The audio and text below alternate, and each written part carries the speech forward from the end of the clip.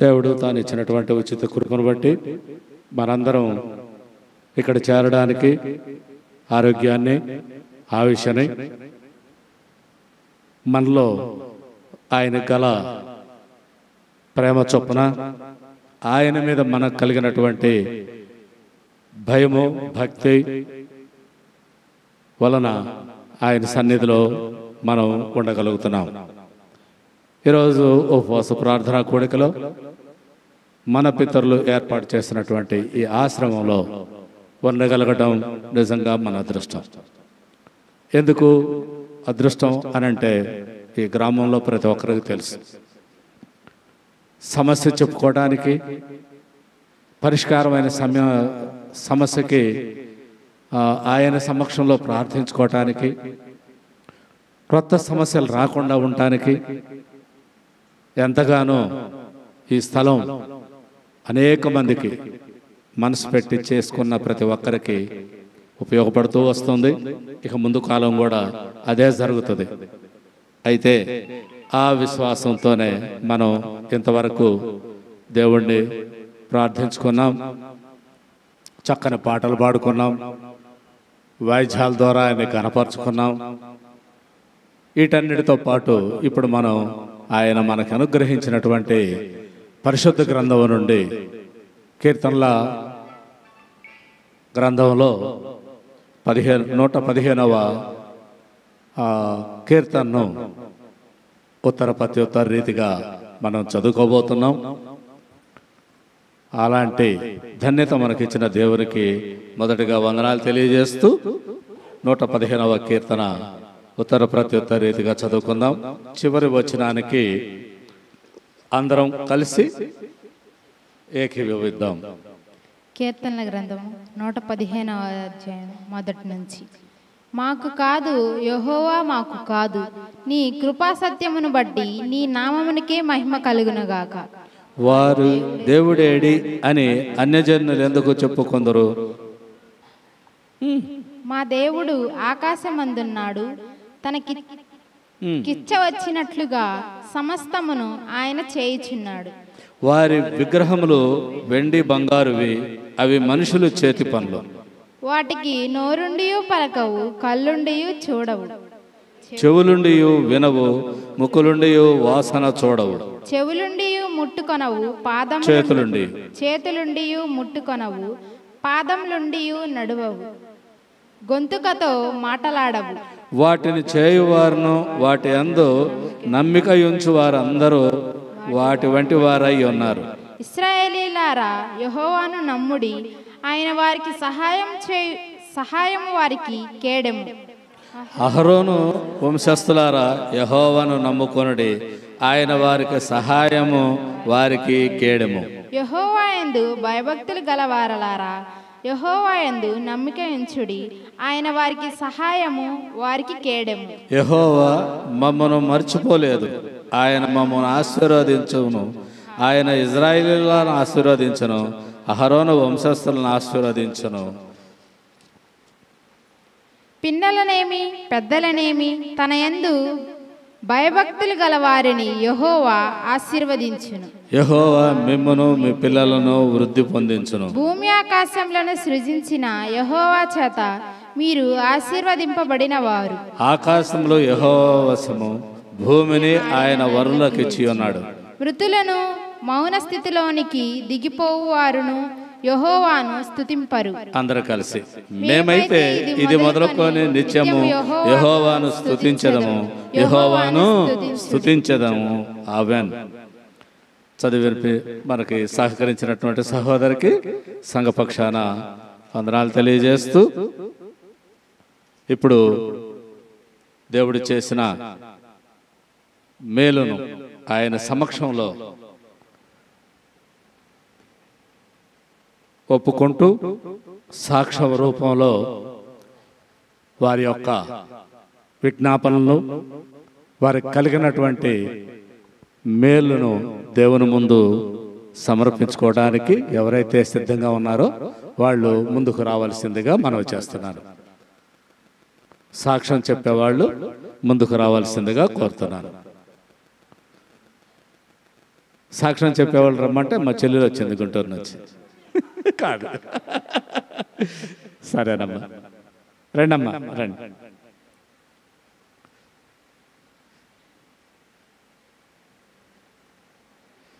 ముందుకు రాకపోయామ్మా, అది తగులుతుందేమో కదా. కూర్చోమ్మా, ముందు కూర్చో, ఏం కాదు, ముందు కూర్చో. అదో సరే, ఎవరో ఒకటి రండి, ముందుకు రండి. మైక్ మైక్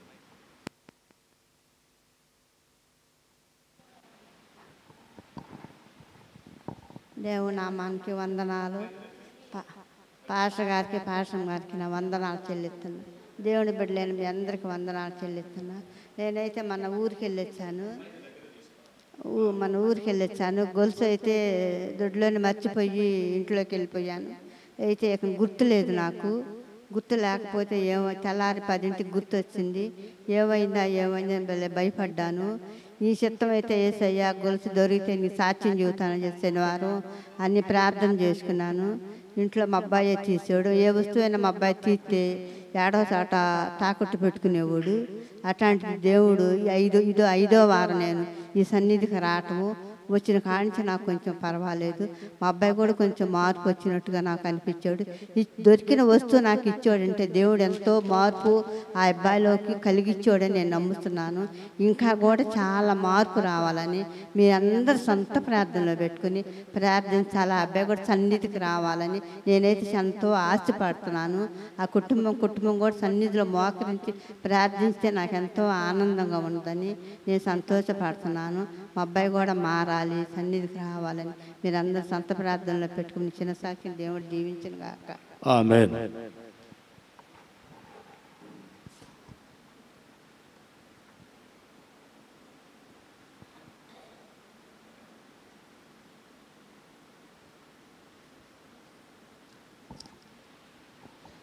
దేవునామ స్తోత్రాలు. అయ్యగారికి, అమ్మగారికి వందనాలు. మీ అందరికీ నా వందనాలు. పోయిన వారం నుంచి ఈ వారం వరకు దేవుడు మనల్ని సజీవ లెక్కలో ఉంచాడంటే తన ఉచితమైన కృప, తన ఉచితమైన ప్రేమ. సాక్ష్యం అంటే మరి ఏవో ప్రతి ఒక్క నిమిషం, ప్రతి ఒక్క సెకండ్ కూడా మనల్ని విడిచిపెడితే మనం ఏమైపోతామో కూడా తెలియదు అనమాట. దేవుడు తన కంటికి రెప్పలాగా మనల్ని కాచి కాపాడుతున్నందుకు ఆయుషిచ్చిన దేవుడికి, ఆరోగ్యం ఇచ్చిన దేవుడికి మరి ప్రతి ఒక్క దినము కూడా మనము ఆయన సాక్షులుగా ఉండవలసిన వారమై ఉన్నాము. కనుక మరి నేను ఒడంబడి చేసుకున్న దాన్ని బట్టి నేను సచ్చే వరకు, ఆయన వచ్చే వరకు మరి ఆయన సాక్షిగా ఉన్న ఎన్నో అద్భుతాలు చేసి ఉన్నాడు నాకు ఉచితముగా. కనుక నేను ఎప్పుడు కూడా మరి ఆయన సన్నిధిలో సాక్ష్యం చెప్పాలని అనుకున్నాను.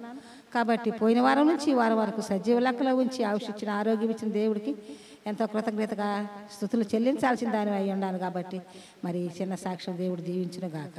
ఆమేన్. ఆమేన్. మరెవరైనా సాక్ష్యం చెప్పేవాళ్ళు ఇంకెవరైనా ఉన్నట్లయితే ముందుకు రావాల్సిందిగా మనం.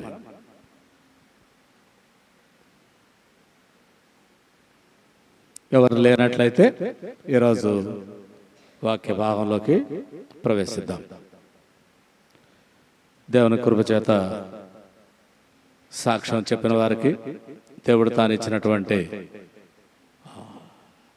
వారికి తృప్తి కలిగిస్తూ నిండుగా వాళ్ళని ఎలా అయితే ఆశీర్వదించాడో ఇతరులను కూడా దేవుడు ఆశీర్వదిస్తున్నాడు. వారి వారి సమయాన్ని బట్టి దేవుడిచ్చినటువంటి ఆశీర్వాదాల గురించి ఆయన సమక్షంలో సాక్ష్యం రూపంలో చెప్పుకోవటానికి ప్రతి వారం కొందరు ముందుకొస్తున్నారు. ఇంకా కూడా ఎందుకంటే దేవుడిచ్చినటువంటి ఆ బహుమానాలని మనం ఆయన సమక్షంలో జ్ఞాపకం చేసుకోవటం అది మంచిది. అయితే ఈరోజు మనకు ఇవ్వబడినటువంటి వాక్య భాగంలోకి వెళ్తే మొదటి సమూయేలు గ్రంథము 2వ అధ్యాయం 3వ వచనం. మొదటి సమూయేలు గ్రంథం 2వ అధ్యాయం 3వ వచనం. అయితే ఈరోజు సందర్భాన్ని గర్వంతో ఉన్న ఒక విషయాన్ని గురించి, గర్విష్ఠకి దేవుడు ఇచ్చే బహుమానం లేదా ఆయన ఏ విధంగా అయితే కొన్ని సూచనలు చేస్తున్నాడో ఆ గర్వం మనిషికి ఎంత ప్రమాదకరమైందో తెలియజేసే ఒక సందర్భాన్ని ఇక్కడ మనం నేర్చుకోబోతున్నాం. ఆయన యొక్క ఆయన జ్ఞానంతో మనకు నేర్పించబోయేటువంటి ఈ పాఠాన్ని చదువుకుందాం. చదువు తల్లి. ఈరోజు పాఠం 1వ సమూయేలు 2వ అధ్యాయము 3వ వచనం చదువు. యెహోవా అనంత జ్ఞానియగు దేవుడు, ఆయనే క్రియలను పరీక్షించువాడు. ఇంకను అంత గర్వముగా మాట్లాడకుడి, గర్వపు మాటలు మీ నోట రానియకుడి. చాలా చదివి వినిపించిన సహోదరికి సంఘపక్షాన వందనాలు తెలియజేస్తూ ప్రార్థన చేసుకుందాం. మహోన్నతుడైన మా దేవ, మహాపరిశుద్ధుడైనటువంటి మా తండ్రి, మహాజ్ఞానివైనటువంటి మా దేవ, ఈ మధ్యాహ్న కాల సమయంలో ప్రభువా, మీరు చేస్తున్నటువంటి జ్ఞాన బోధన గురించి మేము కొంత తెలుసుకోవడానికి మీరు ఇచ్చినటువంటి మీ పరిశుద్ధ గ్రంథం నుండి ఒక వచనాన్ని చదువుకున్నాం. దానిలో మీ జ్ఞానము, మా గర్వము, దానికి మీరు ఇచ్చినటువంటి సలహా, మా ప్రవర్తన ఏ విధంగా ఉండాలి అనే మీరు ఇచ్చినటువంటి ఈ సలహాను బట్టి మేము జీవించటానికి ఈ పాఠ్యాంశాన్ని నేర్చుకొని ప్రభువా, మీ జ్ఞానవంతమైనటువంటి ఆలోచన మాలో కలిగించుకోవడానికి మీరు ఇక్కడ చేర్చి మమ్మల్ని అందరినీ నాయన మీ కృపలో దీవించినందుకై వందనాలు. ప్రభువా, మీ మాటలు చొప్పున మేము జీవించేటట్లు దీవించండి. మీ జ్ఞానము చొప్పున మా ఆలోచనలు ఉండేటట్లుగా ఆశీర్వదించండి నాయన. ఏ సమయంలోనైనా మాకు గర్వము లేని బిడ్డలుగాను మమ్మల్ని తీర్చిదిద్దాలనే మీ యొక్క ఆశ, మీ యొక్క ఆశయం మాలో నెరవేర్చుకునేటట్లుగా దీవించండి. మా పితరులు అది సాధించారు కాబట్టి నేటికి వాళ్ళు సజీవులుగాను మీ బిడ్డలుగాను ఉన్నారు నాయన. ఇక్కడ చేరిన ప్రతి ఒక్కరూ కూడా మీ కుమార్తెలుగాను కుమారులుగాను మీ జ్ఞానముతో ఆలోచన చేసే బిడ్డలుగా ఉండేటట్లుగాను మాకు మీరు బోధించమని మీ సిలువ చాటు నన్ను మరుగుపరుచుకొని నా నోటిని మీరు బోరగా చేసుకొని ప్రభువా, మీ జ్ఞానముతో మాకు బోధించమని మా ప్రభువును మీ ప్రియకుమారుడైన యేసుక్రీస్తు నామమున అడిగి వేడుకుంటూ ప్రార్థిస్తున్నాను తండ్రి, ఆమేన్. ప్రియ క్రైస్తవ సంఘమా, ఈరోజు ఉపవాస ప్రార్థన కోడికలో భాగంగా మన పితరులు ఏర్పాటు చేసినటువంటి ఈ స్థలంలో మనందరం కూడడానికి దేవునికి ఇష్టమైంది, అంతే కదా. ఆయనకి ఇష్టమైతేనే ఆ పని మనం చేయగలం. అయితే ఈరోజు వాక్యంలో ఆయన ఒక 2-3 విషయాలు మనకి చెబుతూ ఆయనకి ఇష్టమైనవి నేర్పించాలనుకుంటున్నాడు. అవేంటో ఒకసారి చదువుకుందాం. యెహోవా అనంత జ్ఞాని యగు దేవుడు. యెహోవా ఎవరంట? అనంత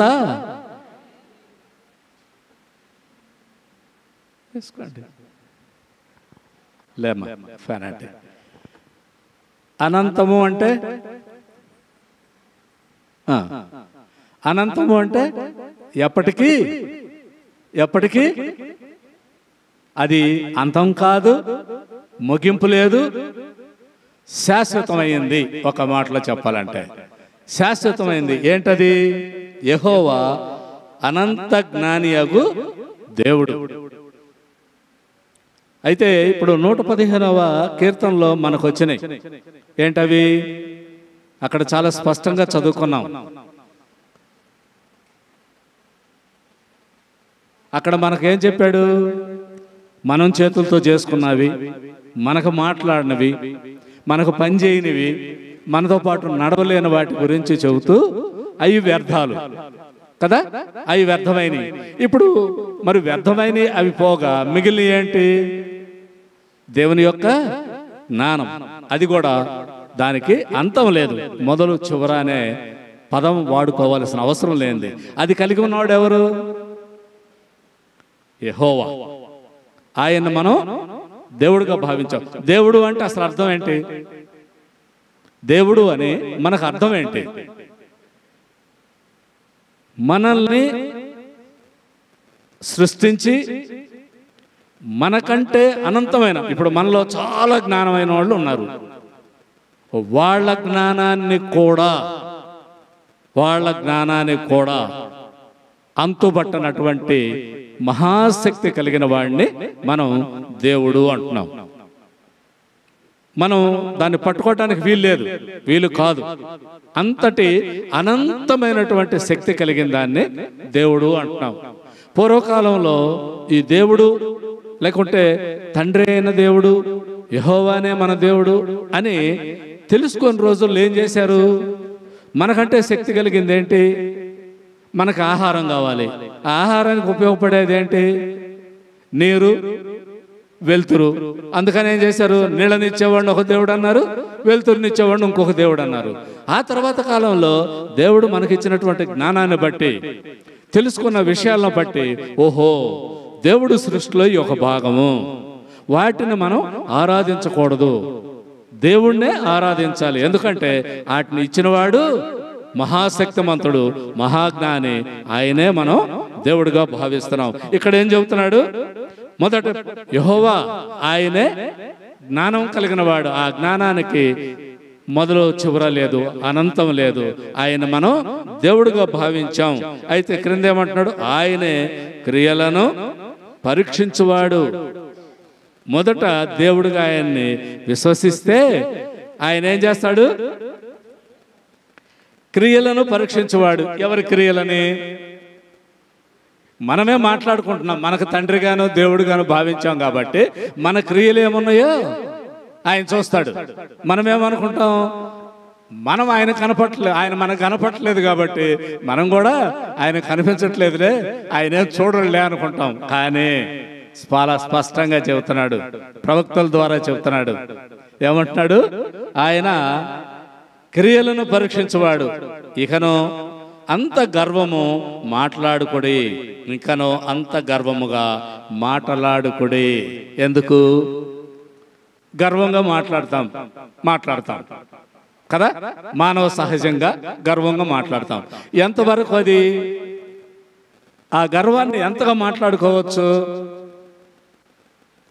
నేను ఒకళ్ళ సొమ్ము ఆశించట్లేదు, దేవుడు నాకు వచ్చిన దానిలో సంతృప్తిగా నేను బ్రతుకుతూ నా పిల్లల్ని పెద్దగా చేస్తూ వాళ్ళని దేవుడు ఆశీర్వదించే విధంగా దేవుని సన్నిధిలో నడిపిస్తున్నాను.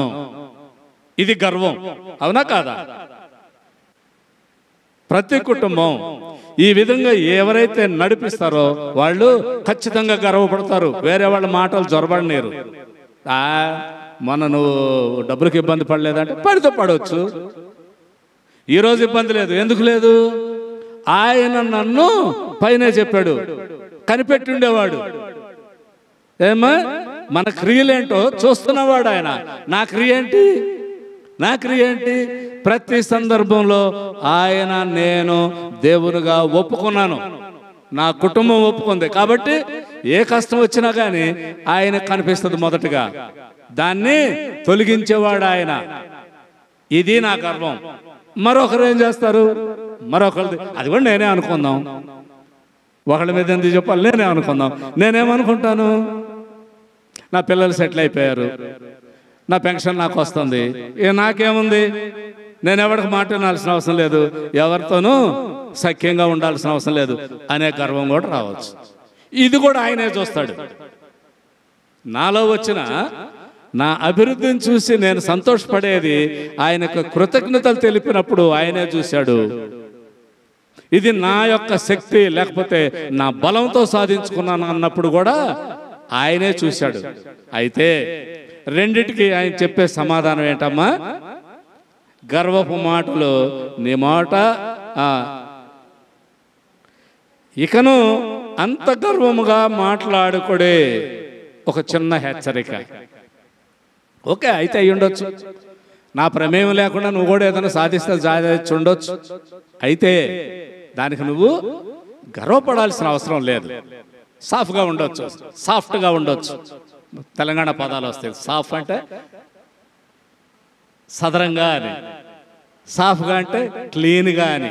అంటే నీవు శుభ్రంగా దేవుని సన్నిధిలో సాఫ్గా ఉండొచ్చు అంటే శుభ్రంగా ఉండవచ్చు.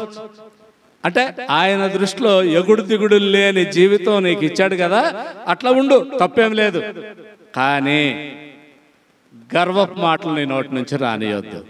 ఎందుకు అంటే అవి నేను వింటున్నా, వినేవాడిని, నేను ఎక్కడున్నా, నేను చూస్తున్నా. ఆ తర్వాత గర్వపు మాటలు నీ నోట రానియకుడి. అంతా నేను చూస్తున్నా, నువ్వేం మాట్లాడేది, నువ్వు సరిగా మాట్లాడావా అంటే స్థిరంగా మాట్లాడావా, ఎగుడు దిగుడుగా మాట్లాడావా, నేను వింటున్నా అని ఒక మాట ఆయనకి చెడుగా అనిపిస్తుంది. ఏంటది? మన మాటలో గర్వం తొణికి ముందుకు వస్తుంది. ప్రతి చిన్నదానికి కూడా మనం గర్వపడడం మానవ సహజంగా జరుగుతున్నటువంటి ఈ లోకపు చర్య. అందుకొరకు ఆయన హెచ్చరిక చేస్తున్నాడు. నేను వింటలేదు అనుకుంటున్నారేమో, నేను వింటున్నా. నువ్వు ఏ గర్వంతో మాట్లాడుతున్నావో, నీ నోటి నుంచి ఎలాంటి గర్వానికి సంబంధించిన మాటలు వస్తున్నాయో అవి నేను వింటున్నా. కాబట్టి ఆయన ఒక హెచ్చరిక చేశాడు. ఏంటంటే నీ నోటి నుంచి ఆ గర్వపు మాటలు రానియొద్దు. ఏది రానియొద్దు అని ఆయన మనకి ఇప్పుడు హెచ్చరిక చేసినట్టు, మొదటిదా రెండోదా? రెండోది రానియొద్దు. ఎందుకు అని అంటే ఆ రెండోది సాతాను నేర్పిస్తుంది. దేవుడు చెప్పడు. దేవుడు నా సన్నిధిలో ఉన్న నా జ్ఞానం కలిగి నా జ్ఞానంతో పెరుగుతున్న బిడ్డ నా గురించి మాట్లాడాడు. తాను నేనిచ్చే నేను సంతోషంలో గర్వపడుతున్నాడు.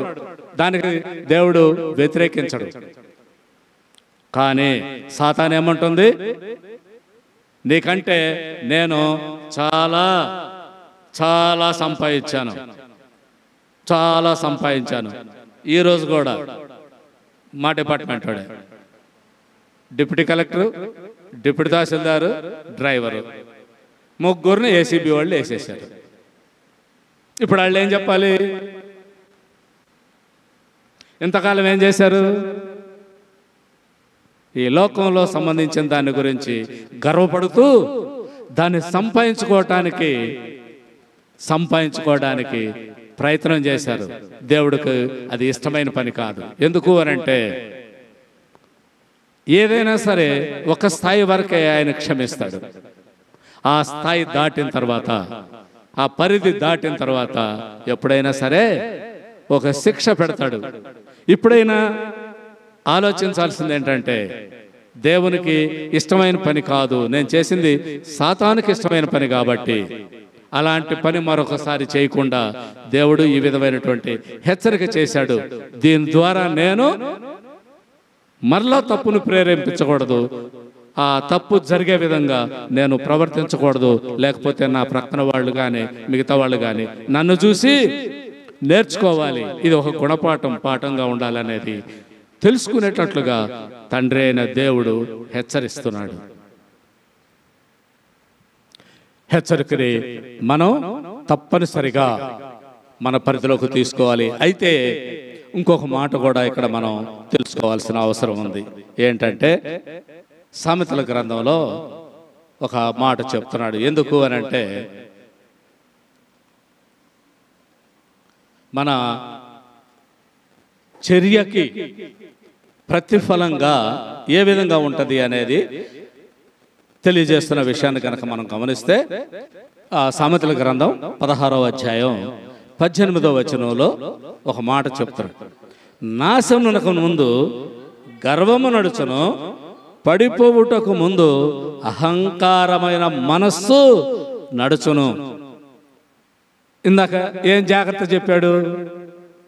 నాకు తెలుసు మీరేం చేస్తున్నారో, నేను వింటున్నాను, చూస్తున్నాను, దాన్ని హెచ్చరిస్తున్నాను అని హెచ్చరిక చేశాడు. ఏమని? జాగ్రత్తగా ఉండండి, జాగ్రత్తగా ఉండండి. ఇక్కడ ఏం చెబుతున్నాడు? ఏం చెబుతున్నాడమ్మా? నాశనముకు ముందు గర్వము నడుచును. ఈ గర్వం ఎక్కడి నుంచి వచ్చింది? ఎక్కడి నుంచి వచ్చింది? నేను ఇంత పొడుగు, ఇంత లావు, ఇంత కలరు, నీకంటే నేను తెల్లగుండాను కదా. మనం ఇక్కడ అనుకునేది అదే కదా, మన అదే భాష మాట్లాడుకుందాం. ఇలాంటి సందర్భాన్ని పట్టుకొని దేవుడు చెప్తున్నాడు, అవన్నీ ఒట్టి, అది ఎప్పుడు వస్తుంది? నీలో ఒక ప్రత్యేకత ఏదన్నా ఏర్పడినప్పుడు దాన్ని దేవుడిచ్చిన బహుమానంగా భావించాలి తప్ప గర్వించకూడదు. ఇక్కడ చెప్పబడిన మాట అది. పోనీ 10 లక్షల ఆస్తి ఇచ్చాడు. ఆ ఆస్తి దేవుడు నీకు ఎందుకు ఇచ్చాడు? నీ యొక్క ప్రవర్తన బట్టి నీవు మేలు చేయగలవు, ఒకరిని ఆదుకోగలవు, అలాగే నీ కుటుంబాన్ని నా బిడ్డలుగా నువ్వు పెంచటానికి, ఎలాంటి తప్పు ద్వారా పట్టకుండా ఉండటానికి ఇది ఉపయోగపడుతుంది అని నీకు ఇచ్చాడు. ఇచ్చినప్పుడు చేయాల్సిందేంటి? మనం ఆయన జ్ఞానము చొప్పున, ఆయన ఆలోచన చొప్పున మనం దాన్ని వినియోగించాలి, సద్వినియోగపరచాలి. మనం ఏం చేస్తాం? అది ఎన్ని రోజులు ఉంటాయో తెలియదు. కట్ట ఊడదీస్తే సాయంత్రానికి కట్ట అయిపోద్ది కదా, అవునా కాదా? అది ఏది రూపంలో, మంచికి వాడినా అయిపోతుంది, చెడుకు వాడినా అయిపోతుంది. కానీ దేవుడు ఏం చెప్తున్నాడు? మంచికి దాన్ని వినియోగిస్తే క్షేమకరం, నాశనం ముందు గర్వము నడుచును నీకు ఉంది కదా. లేకపోతే సమాజంలో నేను ఒక ఉన్నతమైన స్థానంలో ఉన్నా కదా అని నువ్వు గర్వపడితే అదేమవుతుంది? నీకంటే ముందు నీ నాశనాన్ని అది నడిపిస్తుంది. నువ్వు వేసే అడుగు ఎక్కడ పడుతుంది? బురద గుంటలో పడుతుంది. దేవుడు ఏం చెప్తున్నాడు? ఇచ్చిన దాన్ని వినియోగించుకొని ఒక మంచి స్టెప్, మంచి అడుగు ముందుకేస్తే అది నీకు శ్రేయస్కరం.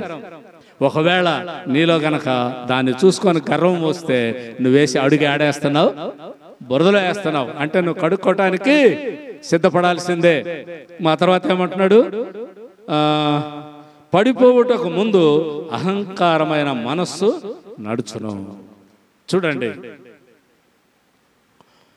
ప్రతి విషయంలో ఇవి చూడడానికి 2 లైన్లుగా ఉన్నప్పటికి కూడా ప్రతి మనిషి జీవితానికి, ప్రతి జీవితానికి, వాళ్ళు వీళ్ళని, చిన్నోళ్ళని, పెద్దోళ్ళని, ముసలోళ్ళని, ఎవరికి కాదు, ప్రతి ఒక్కళ్ళకు వర్తిస్తుంది. పిల్లలు అన్నాం, క్లాసులో ఈసారి 100కి 100 మార్కులు వచ్చినాయంటే ఏం చేస్తారు? పక్కవాడిని, ఓవా 90 వచ్చినాయి, నాకు 100 వచ్చినాయి కదా అంతే అంటావా? దాన్ని ఏమన్నారు? గర్వం. ఓకే, సంతోషం.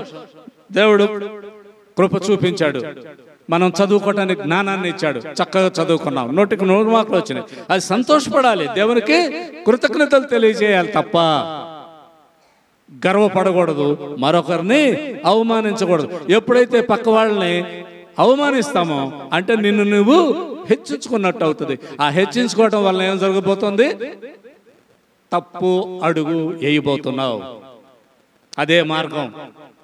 జనరల్గా కూడా మనం అంటాం, చూడు, కాస్త పెరిగింది అంటే వాడు ఊరుకోడు కాబట్టి,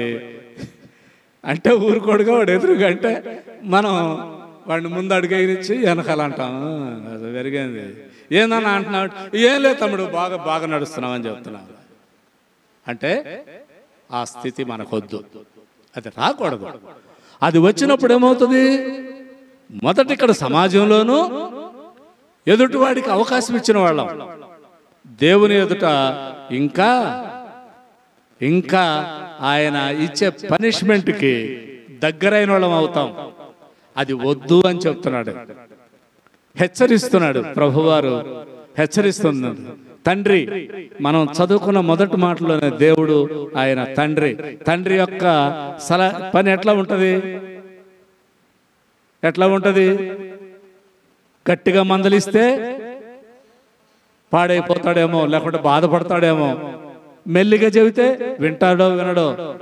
అందుకని హెచ్చరిస్తున్నాడు, నాయనా ఈ పరిస్థితులు నీకు కలిగి ఉంటే నీకు ఇలాంటి ఆటంకులు కలిగే అవకాశం ఉంటుంది కాబట్టి జాగ్రత్తగా ఉండు. జాగ్రత్త నేర్పుతున్నాడు మనకు తండ్రి. ఆ జాగ్రత్తలో భాగంగానే మరొక మాట కూడా మనం తెలుసుకుందాం. కీర్తనకారుడు కూడా ఒక మాట చెప్తున్నాడు. 31వ కీర్తనలో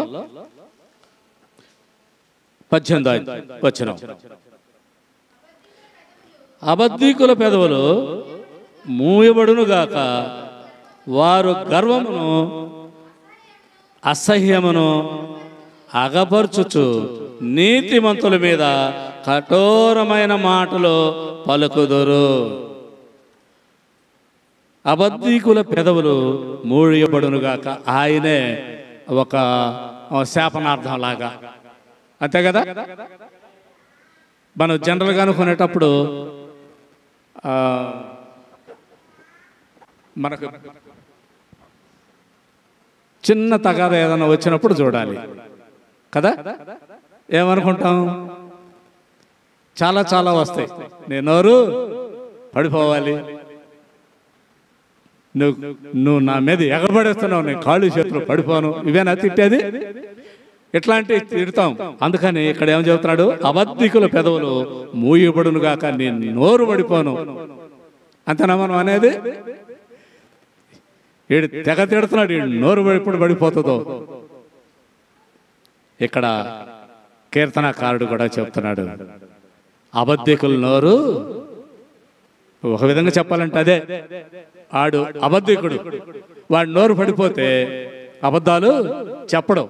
అబద్ధం చెప్పకపోతే మనకి కొన్ని విషయాలు తెలియవు. వాడు చెబితేనేగా తెలిసేది. అది అబద్ధం నిజమో తెలుసుకోకుండా మనం ఏం చేస్తాం?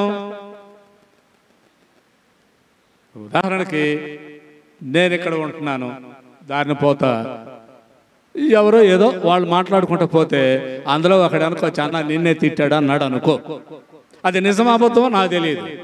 నాలో చర్య ఎట్లా ఉంటుంది? ప్రతి చర్యకి నేను కూడా ఒకటి అనాల్సి వస్తుంది, అంటాను. ఆ అనడం అనేది ఏమవుతుంది? నేను దూషించిన వాడిని అవుతాను. దానికి కారణం ఒక అబద్ధికుడు చేసినటువంటి చర్య. అందుకని దేవుడు ఏం చెప్తున్నాడు కీర్తనకారుడు ద్వారా? అలా అబద్ధం చెప్పేవాడు నోరు పడిపోవాలి. మంచిదేనా కాదా? మంచిదేనా? అలాంటి వాడు నోరు పడిపోతే తగాదాలు రావు, సమస్యలు రావు, ఎదుటివాడికి అసూయ ద్వేషాలు పెరగవు. ఒకడంటేనే రెండోవాడికి పెరుగుతాయి. అది సాతాను చేసేటువంటి క్రియ. ఇప్పుడు పరోక్షంగా ఏం చెప్తున్నాడు? మీరు సాతానికి దూరంగా ఉండండి, సాతాన్ని దగ్గరకు రానియొద్దు. ఆ సాతాను నోరు పడిపోయే విధంగా మీ ప్రవర్తన ఉండాలి అని ఈ మధ్యాహ్న కాల సమయంలో దేవుడు మనకి తెలియజేస్తున్న మరొక మాట. వారు గర్వమును అసహ్యమును అగపరచుచు నీతిమంతుల మీద కఠోరమైన మాటలు పలుకుతారు. ఇప్పుడు అదే అనుకున్నాం, నేనే అనుకుంటాను, నాకు నేను అన్ని నా మీదే చెప్పుకుంటున్నాను కాబట్టి ఇది కూడా అనుకుంటాను, నేను నీతిమంతుడిని అనుకున్నాను. దేవుని మాటలు చెబుతున్నాను కాబట్టి దేవుడు నన్ను నీతిగానే నడిపిస్తున్నాడు, నా విశ్వాసం అది. ఇలాంటి వ్యక్తి మీద మరొకడు, ఈ అవినీతిపరుడు లేకుంటే ఈ నోరు ముయ్యబడని సాతానుకు సంబంధించిన వ్యక్తి ఏం చేస్తాడు? ఏదో ఒకటి నా మీద బురద చల్లే ప్రయత్నం చేస్తాడు. ఆ చల్లేది కొంతమందికి అది ఇంపుగా వినపడవచ్చు, సాతాను వినిపిస్తాడు. అట్లా నచ్చే విధంగా వాడు వాళ్ళతో చెప్పినప్పుడు నా మీద ద్వేషం పెరుగుతుంది కదా. అలాంటి ద్వేషాలు పెంచటం వాడు పని. ఇక్కడ గుర్తు చేస్తున్నది ఏంటంటే, సాతాను యొక్క పని ఏంటి? ఇద్దరి మధ్య లేకపోతే ఒక మంచివాడిని వ్యక్తిని తీసుకొని వాడిని ఏదో ఒక విధంగా అబాస్పాలు చేయడానికి, అవమానపరచడానికి సాతాను చేసే క్రియల్లో భాగంగా ఈ నోరు మూతపడని అసూయపరుడు లేకుంటే ద్వేషించేవాడు ఏం చేస్తాడు? అతని గురించి చెడుగా చెప్పడం ద్వారా తాను అంటే సాతాను సంతోషిస్తుంది, అతను అవమానపరచాలని చూస్తుంది. కాబట్టి అలాంటి పరిస్థితి రాకుండా ఉండే విధంగా మీరే సాతాన్ని నోరు మూయించాలి.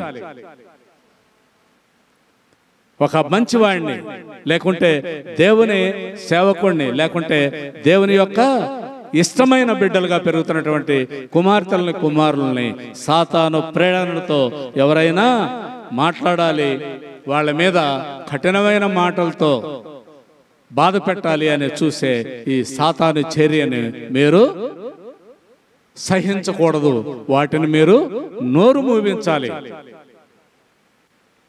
కాబట్టి మనం ఎలా ఉండాలి? మనం ఏదనుకున్నాం? ఆ తండ్రికి పిల్లలం.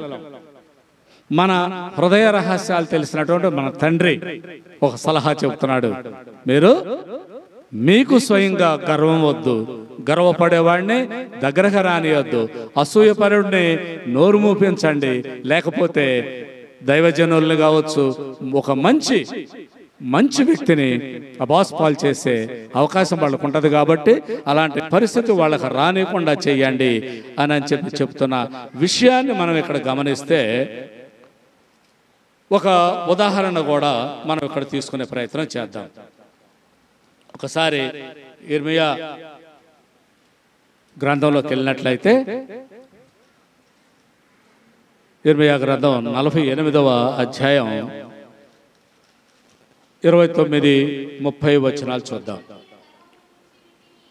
మోయాబీల గర్వంలో గూర్చి వెంటనే వారు బహు గర్వపోతులు, వారి అతిశయములు గూర్చియు గర్వమును గూర్చియు అహంకారమును గూర్చియు పొగరును గూర్చియు మాకు సమాచారం వచ్చెను.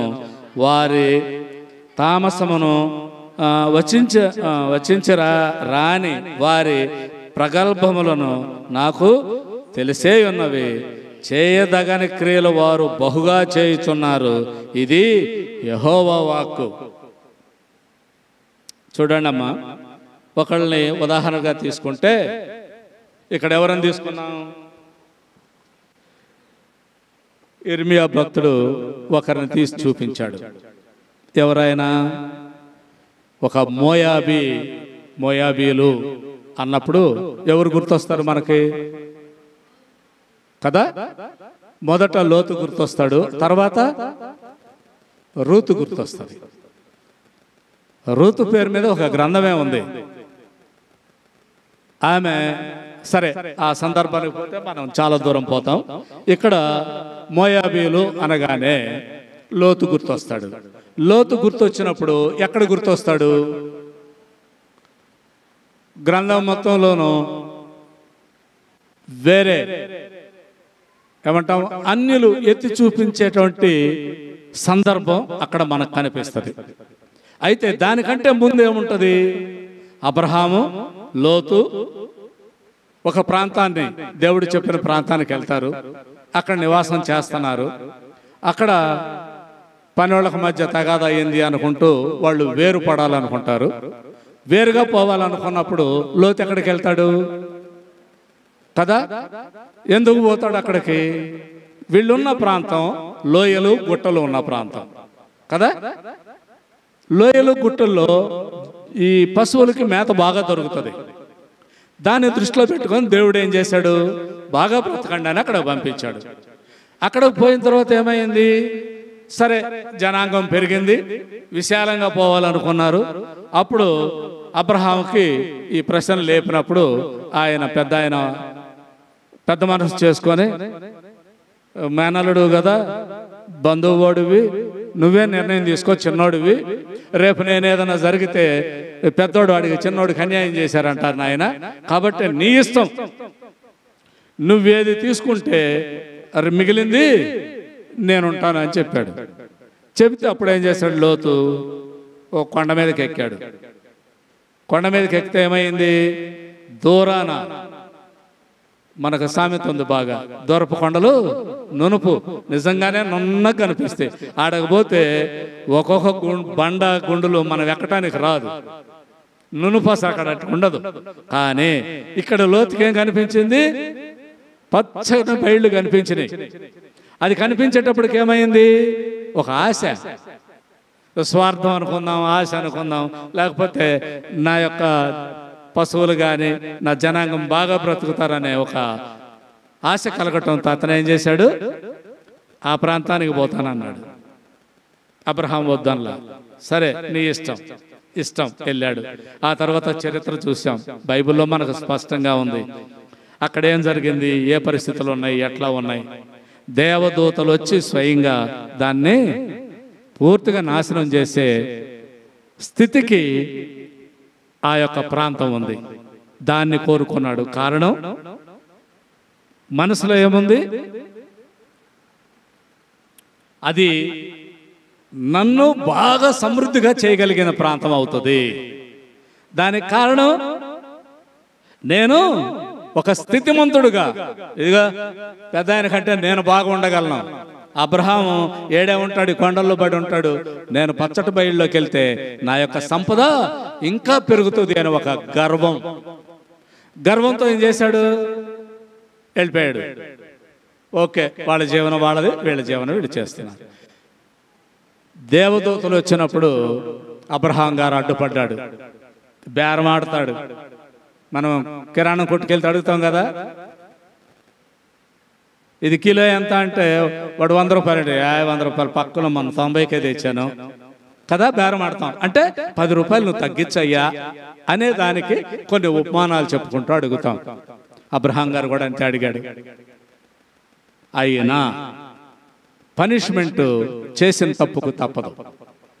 దేవదూతలు వెళ్ళారు, చెప్పారు, అయ్యా మీ అబ్రహాం గారు మాట ప్రకారం మిమ్మల్ని మీ కుటుంబాన్ని రక్షించటానికి అవకాశం ఇస్తున్నాడు దేవుడు, మీరు కదిలిపోండి అంటే ఏం చేశారు? వెనక తిరిగి చూడొద్దు అంటే చూడకుండా ఉండలేకపోయింది ఆయన భార్య. కారణం ఎందుకు చూడకుండా ఉండలేకపోయింది మనం ఒకసారి చెప్పుకున్నాం. అందుకని నేను అవుట్లైన్గా వెళ్తాను. ఆడ స్నేహితులు ఉన్నారు, ఆమె కూడా ఆ ప్రాంతానికి సరిపోయిన విధంగా తయారైంది కాబట్టి నా స్నేహితులు ఏమైపోయారు, నేనుంటే అక్కడ బాగుండేదేమో, లేకుంటే వాళ్ళే బాగున్నారేమో, నేనే కొండల గుట్టల్లో పడి పారిపోతున్నాను అన్నట్లుగా అభిప్రాయపడి వెనక తిరిగి చూసినప్పుడు ఆమె శిలైపోయింది, నేటికి ఉంది అనేది మనకున్నది. అయితే ఇక్కడనే ఇప్పుడు మనకు వచ్చిన సందర్భం, మోయాబీ వంశం ఏర్పడడానికి గల కారణం ఎక్కడైంది అని అంటే, తండ్రి 2 కుమార్తెలు 2 తండ్రి బయటపడినప్పుడు కుమార్తెల్లో వచ్చిన ఆలోచన ఏంటంటే బయటికి ప్రపంచం లేదు అని అనుకోవటం. అక్కడ ఒక ఆలోచన తప్పు ఏంటంటే, తప్పని ఈరోజు మనం తెలుసుకుంటున్నాం కాబట్టి అది. ఆ రోజు ఆ పిల్లలకు ఉన్న ఆలోచన ఏంటంటే పూర్తిగా నాశనం అయిపోయింది. వెనక తిరిగి చూస్తే మా అమ్మ కూడా శిల అయిపోయింది, ఇక మేము ముగ్గురమే మిగిలాం. నెక్స్ట్ జనరేషన్ ఏంటి? వాళ్ళకి వచ్చిన ఆలోచన నెక్స్ట్ జనరేషన్ ఏంటి? ఇప్పుడు మేము ముగ్గురం చచ్చిపోతాం, మనిషి జాతి లేదు. ఇక వాళ్ళు ఆలోచన చేసింది ఏంటంటే, నెక్స్ట్ ఇక మనిషి జాతి లేదు కాబట్టి ఆ జాతిని పోకుండా కాపాడాలి. ఇప్పుడు వాళ్ళ దృష్టిలో ఇటు అబ్రహాము వీళ్ళు నశించిపోయారు, అక్కడ జనం నశించిపోయారు. దేవుడు కోపంతో మొత్తాన్ని నశింపజేశాడు, ఇంకేం మిగల్లా. క్రొత్త జనరేషన్ రావాలంటే ఏం చేయాలి? మరి తండ్రి ఒప్పుకోడు. అలాంటి పరిస్థితుల్లో తండ్రికి మత్తు మందులు ఇచ్చి ఆయన నిద్రపోయేటట్టు చేసి అతనితో వారు ఉండడం ద్వారా ఏర్పడిన సంతానమే మొదటిది మోయాబు సంతానం. పెద్ద కుమార్తెకు కలిగినటువంటి సంతానమే మోయాబీయులుగా ఆ తర్వాత గుర్తింపు పొందారు. ఆ మొదటి సంతానం మోయాబు అని పేరు పెట్టారు. ఆయన పేరు మీదుగా ఏర్పడిన జనాంగాన్ని మోయాబు జనాంగం అన్నారు. ఆ మోయాబీయులు తర్వాత కాలంలో చాలా అభివృద్ధి చెందారు. అయితే వాళ్ళు కేమోషు అనే ఒక విగ్రహాన్ని పెట్టుకొని ఇదే మా దేవుడు ఇదే అని చెప్పి దాన్ని పూజించటం ద్వారా వాళ్ళు అన్యులుగా ఏర్పడిపోయారు. దేవుని సంతతి నుంచి అన్యులుగా సపరేట్ అయిపోయారు.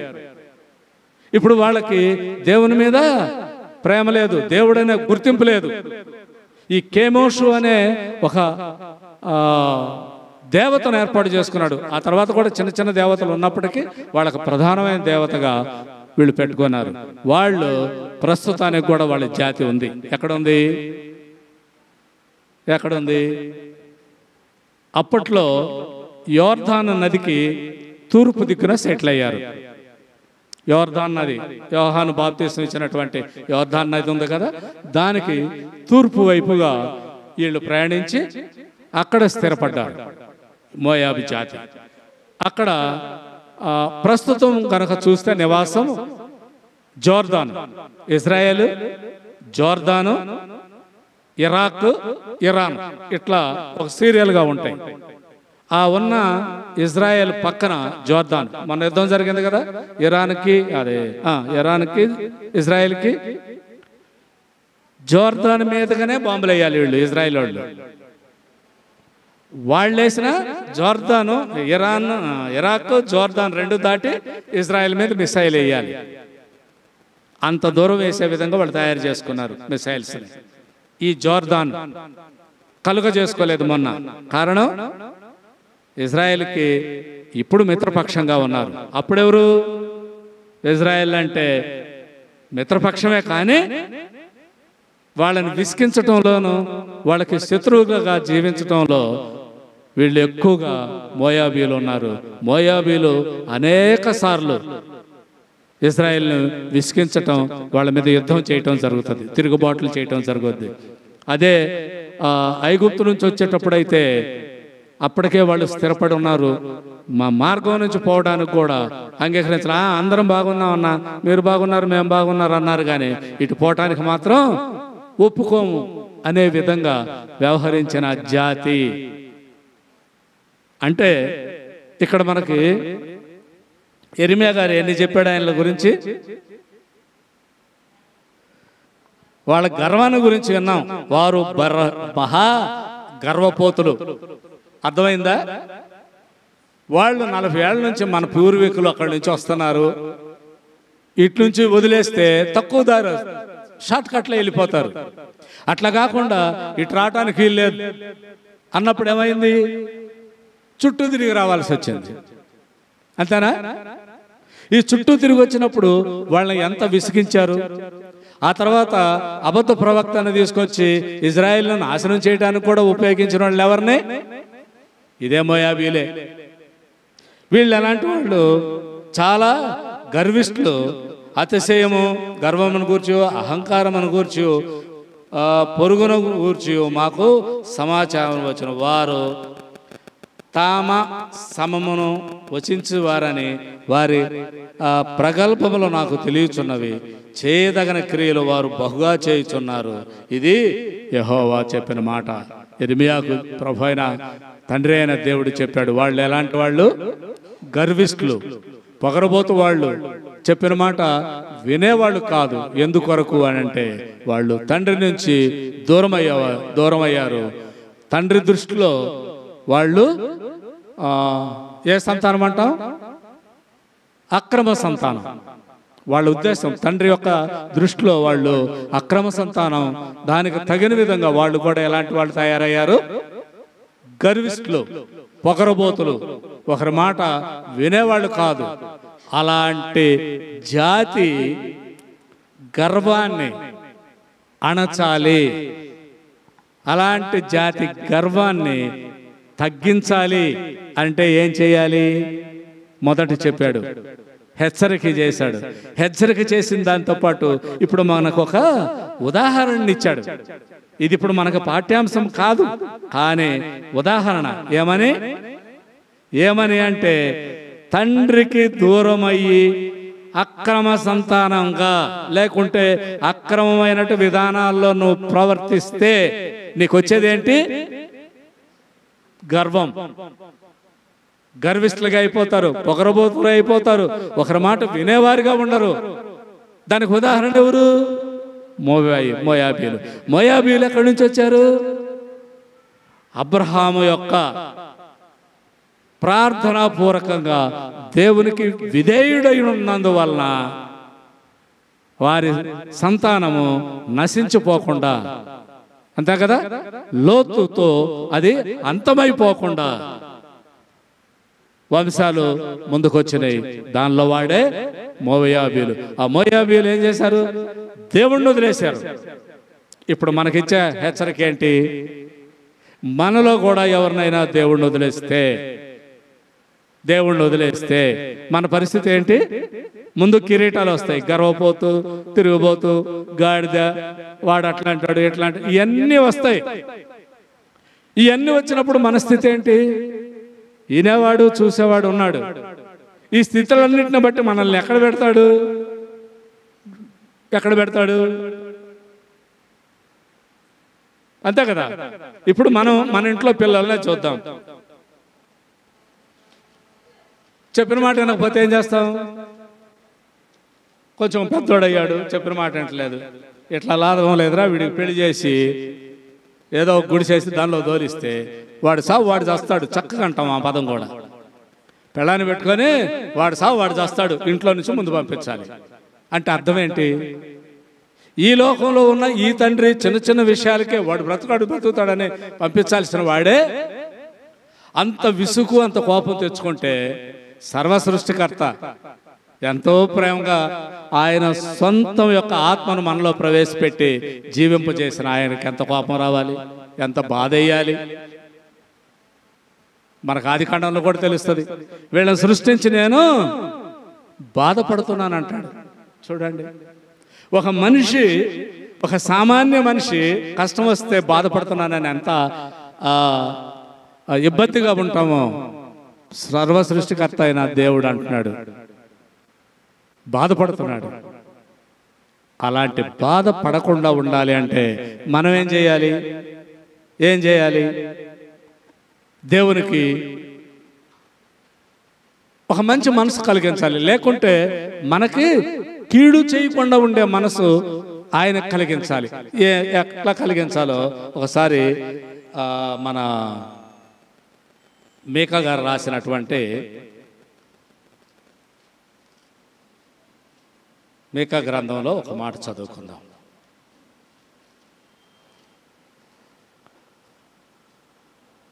రెండో అధ్యాయం 3వ వచనంలో, కాబట్టి యెహోవా సెలవిచ్చినదేమనగా గొప్ప అపాయకాలం వచ్చుచున్నది, దాని క్రింద నుండి తమ మెడలను తప్పించుకొనవలె లేకుండానంతగాను, గర్వముగా నడవలేకుండాంతగాను ఈ వంశమునకు కీడు చేయను ఉద్దేశించుచున్నాను.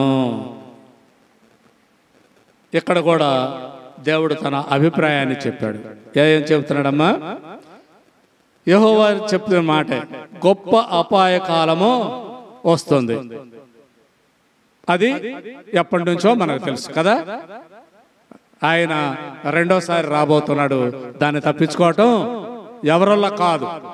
అయితే దాని క్రింద నుండి తమ మెడలను తప్పించుకొనలేకుండానంతగాను, గర్వముగా నడవలేకుండానంతగాను ఈ వంశమునకు కీడు చేయని ఉద్దేశించుచున్నాను. ఈ వంశం అంటే ఏదైతే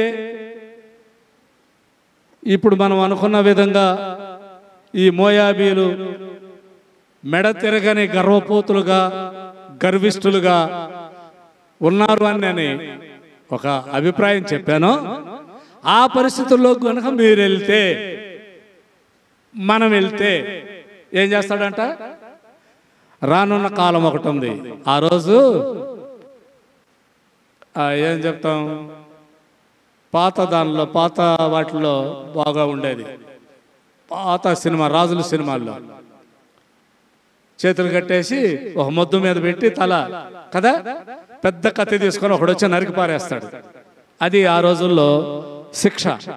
ఇప్పుడు ఈయన చెబుతున్నాడు, గుర్తు చేస్తున్నాడు, నీ మెడ దాని కింద ఉండకుండా ఉండేటట్లు చూసుకో. ఒకరోజు వస్తుంది, అప్పుడు నీ మెడ ఆ కత్తి కింద ఉండకుండా ఉండేటట్లు చూసుకో. అది ఈ యొక్క మోయాబీలు ఉన్నటువంటి గర్వం కనుక నీకు ఉన్నట్లయితే అది వస్తుంది. గర్వము నడుచులేనంతగాను ఈ వంశమునకు కీడు చేయ నిర్దేశిస్తున్నాను. నాకు ఉద్దేశంలో ఉంది, నాకు మనసులోకి వచ్చేస్తుంది. ఆ పరిస్థితి మీకు రాకుండా ఉంటే మంచిది అని హెచ్చరిస్తున్నాడు. ఈ విషయాన్ని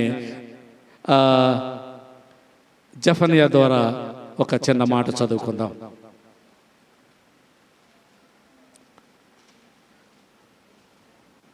రెండవ అధ్యాయం 9-10 వచనాల్లో జెఫన్యా కూడా ఒక విషయం.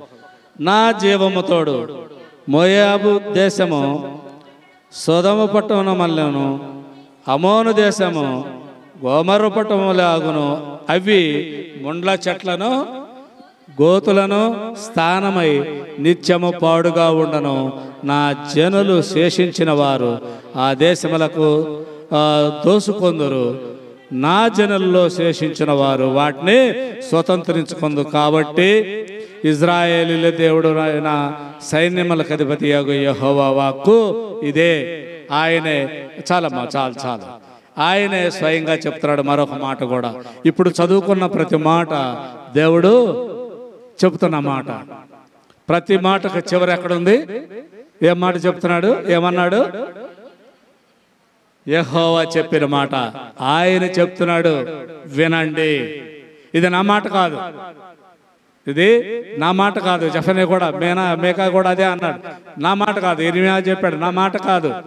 పలానా వాళ్ళకి పలానా విధానంగా ఉండటం వలన ఈ నష్టాలు జరిగినాయి. మీరు అన్యులు కాదు, తండ్రికి కుమారులుగా ఉన్నారు. కాబట్టి మీరు ఎట్లా ఉండాలి? దానిని వ్యతిరేకించే వారిగా, దాని కనుచూపుల మేరగా ఉండకుండా ఉన్నట్లయితే ఎలా ఉంటారు? అక్కడ సొదొమ పట్టణము గోమర పట్టణము నశించిపోయింది, దానిలో జీవము లేదు. మీకేం అధికారం ఇస్తున్నాను? ఏమిచ్చాడు అక్కడ?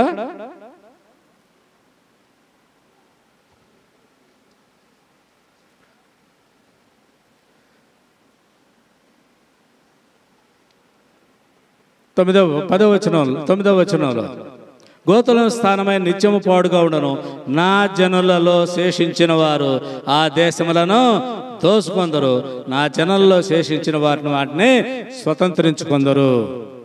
ఏదైతే నాకు నచ్చక, నాకు వ్యతిరేకంగా జీవించి వాళ్ళు పాడు చేసుకున్నారో ఆ పాడైపోయిన దాన్ని నా జనం, నా పిల్లలు ఏం చేస్తారు? స్వతంత్రించుకొందరు. ఇప్పుడు మరి ప్రపంచ దేశాల దృష్టిలో ఇజ్రాయెల్ ఏమై ఉంది? ఇప్పుడు అందరూ అరబ్ కంట్రీస్ అందరూ వాళ్ళ మీద దాడి చేసేది దేని కొరకు? 48లో మీకు స్వతంత్రం ఇచ్చినప్పుడు అక్కడొకటి చుక్కలు పెట్టినట్టు ఉండేది ఇప్పుడున్న ఇజ్రాయెల్ ప్రాంతంలో. మిగతాదంతా పాలస్తీనులు ఉండేవాళ్ళు. ఇప్పుడు ఏడున్నారు? పాలస్తీనా ఆ మూలలో ఒక చొక్క, ఈ మూలలో ఒక చొక్క మిగిలింది. ఇదంతా నువ్వు దౌర్జన్యం చేసావు, దోసుకున్నావని వీళ్ళందరంటే వాళ్ళు ఏం చెప్తున్నారు? దేవుడు ఆయన మాట విన్నందుకు, ఐగుప్తు నుంచి మీరు నడవండి అన్నందుకు మేము నడిచాం, దానికి బహుమానంగా ఆయన మాకు ఇచ్చాడు. విధేయులుగా ఉన్నందుకు బహుమానంగా ఇచ్చాడు. ఇక్కడ కూడా ఏం చెప్తున్నాడు? ఆయనకు విధేయులుగా ఎవరైతే ఉంటామో వాళ్ళకి బహుమానం ఇస్తాడు. ఏం బహుమానం? తనలో వ్యతిరేకించిన వారందరినీ రేపు నశింప చేయబోతున్నాను. మిగిలిన ప్రాంతం అంతా, ఆ నశింపబడిన ప్రాంతం మిగిలింది ఏదైతే ఉందో అదంతా నా పిల్లలు స్వతంత్రించుకుంటారు, ఆక్రమించుకుంటారు. దాని అంతటాగా మిమ్మల్ని విస్తరింప చేస్తాను అని అక్కడ అర్థం కదా. మనం ఈ ఊర్లో 100 ఇళ్ళు, 125 ఇళ్ళు కదా, ఇంతకే సరిపోతాం. మరి అంత మనకిస్తే ఏం చేస్తాం? ఏం చేసుకోలేం, ఉపయోగం లేదు. కానీ దేవుడు ఏం చెప్తున్నాడు? వాగ్దానం చేస్తున్నాడు, మిమ్మల్ని దాని అంతటికి విస్తరింపజేస్తాను. అంటే ఒక కుటుంబాన్ని ఎన్ని కుటుంబాలుగా పెంచబోతున్నాడు, ఒక సంతానాన్ని ఎంత సంతానంగా పెంచబోతున్నాడు. అది దేవుని వాగ్దానం. అబ్రహాంకు వాగ్దానం ఇచ్చాడు. ఏం చేశాడు? ఆకాశం వైపు చూసుకో, లెక్కేసుకో. సముద్రపు ఇసుక రేణువులు ఎంత ఉన్నాయో లెక్కేసుకో, అంత నీ సంతానం. అవునా కాదా? ఇప్పుడు ప్రపంచ జనాభా ఎంత? ఇండియా జనాభానే 140 కోట్లు. ఇక రష్యా, చైనా చూస్తే, చైనా మనకంటే ఇంకో 10 కోట్లు 20 కోట్లు ఎక్కువ. ఆయన వాగ్దానం నెరవేర్చాడా లేదా? దేవుడు తన వాగ్దానాన్ని నెరవేర్చాడు. అయితే ఒక మాట చెప్పి ముగిస్తా. లేటుగా వచ్చింది పనిష్మెంట్.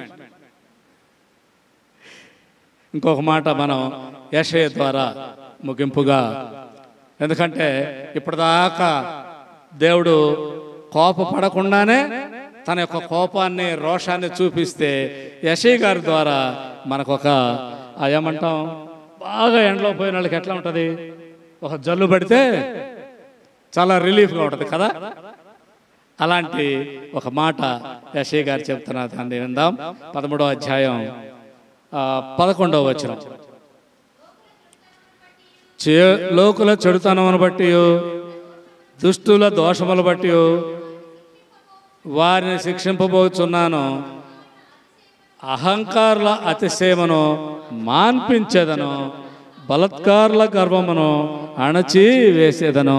ఇక్కడ మనకి ఒక ఇప్పుడే అనుకున్నాం కదా, నిన్న వర్షం పడితే ఎండలకి తట్టుకోలేని పరిస్థితులు వర్షం పడగానే ఏమనుకున్నాం, చాలా ఆనందించాం, చల్లగా అయిపోయింది. ఇక్కడ ప్రభువారు ఒక మాట చెప్తున్నాడు, లోకుల చెడుతనమును బట్టి దుష్టుల దోషములు బట్టి నేను వారిని శిక్షిస్తాను. దానిలో ఏమీ రిలాక్సేషన్ లేదు. చెడ్డవాడిని ఖచ్చితంగా శిక్షించాల్సిందే. అహంకారుల అతిశయమును మాన్పించదను. ఇక్కడ ఇది మనకు కావాల్సింది. మోయాబీలు ఎవరు? అహంకారులు, దేవుని ఎరగనోళ్ళు. అలాంటి పరిస్థితిని ఇప్పుడు దేవుడు ఏం సలహా చెప్తున్నాడు, ఏం చెప్పాడు? అహంకారుల యొక్క గర్వమును అణిచివేస్తాడు, బలత్కారుల గర్వము అణిచివేసేదను, అహంకారుల అతిశయమును మాన్పించేదను. 2 మాటలు. ఒకటి, మాన్పిస్తాను అంటే ఎట్లా చేస్తాను చెప్పండి? ఒక చెడుదే అనుకున్నాం, ఒక చెడ్డ విషయం కుటుంబంలో జరిగింది, లేక మన పిల్లల విషయంలో జరిగితే మనం ఏం చేస్తాం? కూర్చోబెట్టుకొని దానికి కొన్ని ఉదాహరణలు చెప్పి, నాయనా ఇది మంచిది కాదురా, భవిష్యత్తులో ఇది నష్టం అవుతుంది, నువ్వు ఇప్పుడు ఇబ్బంది పడాల్సి వస్తుంది, నేనున్న రోజు లేదో సర్దుకుపోతాం, ఆ తర్వాత నేను సమాజంలో వెళ్ళేస్తారు నాయన, జాగ్రత్త అని చెప్తాం. 2వ మాట ఏం చెప్పాడు? గర్వాన్ని అణిచివేస్తాను. మనలో గర్వం ఎప్పుడు వస్తుందని చెప్పుకున్నాం? సాతాను ప్రవేశించినప్పుడు. ఆయన రాజులకు రాజు, చక్రవర్తిగా ఆయన ఒక మాట చెప్తున్నాడు, రాజు ఆజ్ఞ శిరస వహించాల్సిందే ప్రతి ఒక్కరూ. మరి సాతానేమి ఎక్సెప్షన్ కాదు కదా, ఆయన సృష్టిలో భాగమే. కానీ ఇదిగో ఈ మోయాబీలాగా తిరగబడి పక్కకు పోయినటువంటి ఒక శక్తి గలదాన్ని అని చెప్పేసి తిరగబడినటువంటి ఒక వ్యక్తిని చెప్తున్నాడు కదా, నీ గర్వం అడిచేస్తాను. ఎప్పుడు సాతాను గర్వం అణచబడుతుంది? సాతానుకి గర్వం ఎప్పుడు అణచబడుతుంది? అది ఏదైతే విజృంభిస్తుందో దాని మార్గాన్ని బంద్ చేస్తామో, లేకుంటే ఆ మార్గాన్ని కూల్చేస్తామో, మార్గం లేకుండా చేస్తామో, అప్పుడు ఏమవుతుంది? దాని గర్వం అణచబడుతుంది, అది ఎక్కడికి పోలేదు. అందుకనే దేవుడు ఏం చెప్తున్నాడు? మనలో మార్పు తీసుకొచ్చి తన బిడ్డలుగా చేసుకుంటాను, మొదటిది. 2వది, ఆ గర్విష్ఠుని నీ దగ్గరకు రాకుండా చేస్తాను. అందువలన నువ్వేమవుతావు? ఏమవుతాం? తండ్రికి కుమారులుగా అవుతాం. ఈరోజు మోయాబీల్ని ఉదాహరణగా చూపించి దేవుడు మనకేమి నేర్పించాడు? ఏమి నేర్పించాడమ్మా? గర్వంగా ఉండొద్దు, కోపంగా ఉండొద్దు, ద్రోహబుద్ధి వద్దు, ఒకళ్ళని కించపరచొద్దు, ఇవన్నీ చెప్పి వాటన్నిటికీ నీవు నీ తండ్రిని రక్షకుడుగా అంగీకరిస్తే నీ దగ్గరకు వచ్చే సాతాన్ని తొక్కేసేటటువంటి నేనే, దాన్ని రాకుండా చేస్తాను, నీలో పరివర్తనకి నేను కారణభూతుడవుతాను. ఇది మన కంక్లూషన్, మనకి ఈరోజు నేర్పిన పాఠం. మోయాబీలాగా ఉంటే నశించిపోతాం. దేవుణ్ణి ఎరిగి జీవిస్తే ఆ నాశనము నుండి రక్షించేవాడు ఆయనే. ఆయన మీద విశ్వాసంతో జీవించాలి అని ఈ మధ్యాహ్న కాల సమయంలో దేవుడు మనకిచ్చినటువంటి కృపను బట్టి నేర్పించిన ఈ పాఠాన్ని మనం తూచా తప్పకుండా పాటించేవారిగా, ఆయన బిడ్డలుగా, ఆయన కుమారులుగా జీవించాలని కోరుతున్నటువంటి కోరికను యథావిధిగా మనం అనుసరించాలని ప్రతి ఒక్కరికి విజ్ఞాపన చేస్తూ, అలాంటి మనసుతో ప్రార్థనా జీవితాన్ని గడిపే సంఘంగా మన సంఘం ఉండాలని ఆశిస్తూ దేవుడు ఆ విధంగా మనందరినీ దీవించి ఆశీర్వదించునుగాక. ఆమెన్.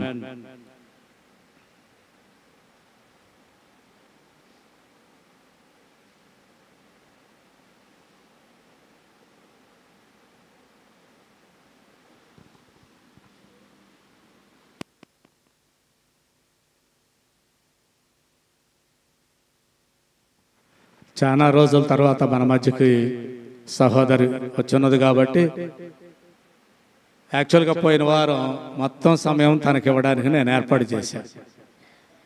ఏదో అవుట్లైన్ ఒక 10 నిమిషాలు నేను మాట్లాడేస్తే మిగతా టైం ఇవ్వాలి. అన్నయ్య నేను అట్లాగే చేస్తాను అంది. రాలా. ఇవాళ కూడా లేట్.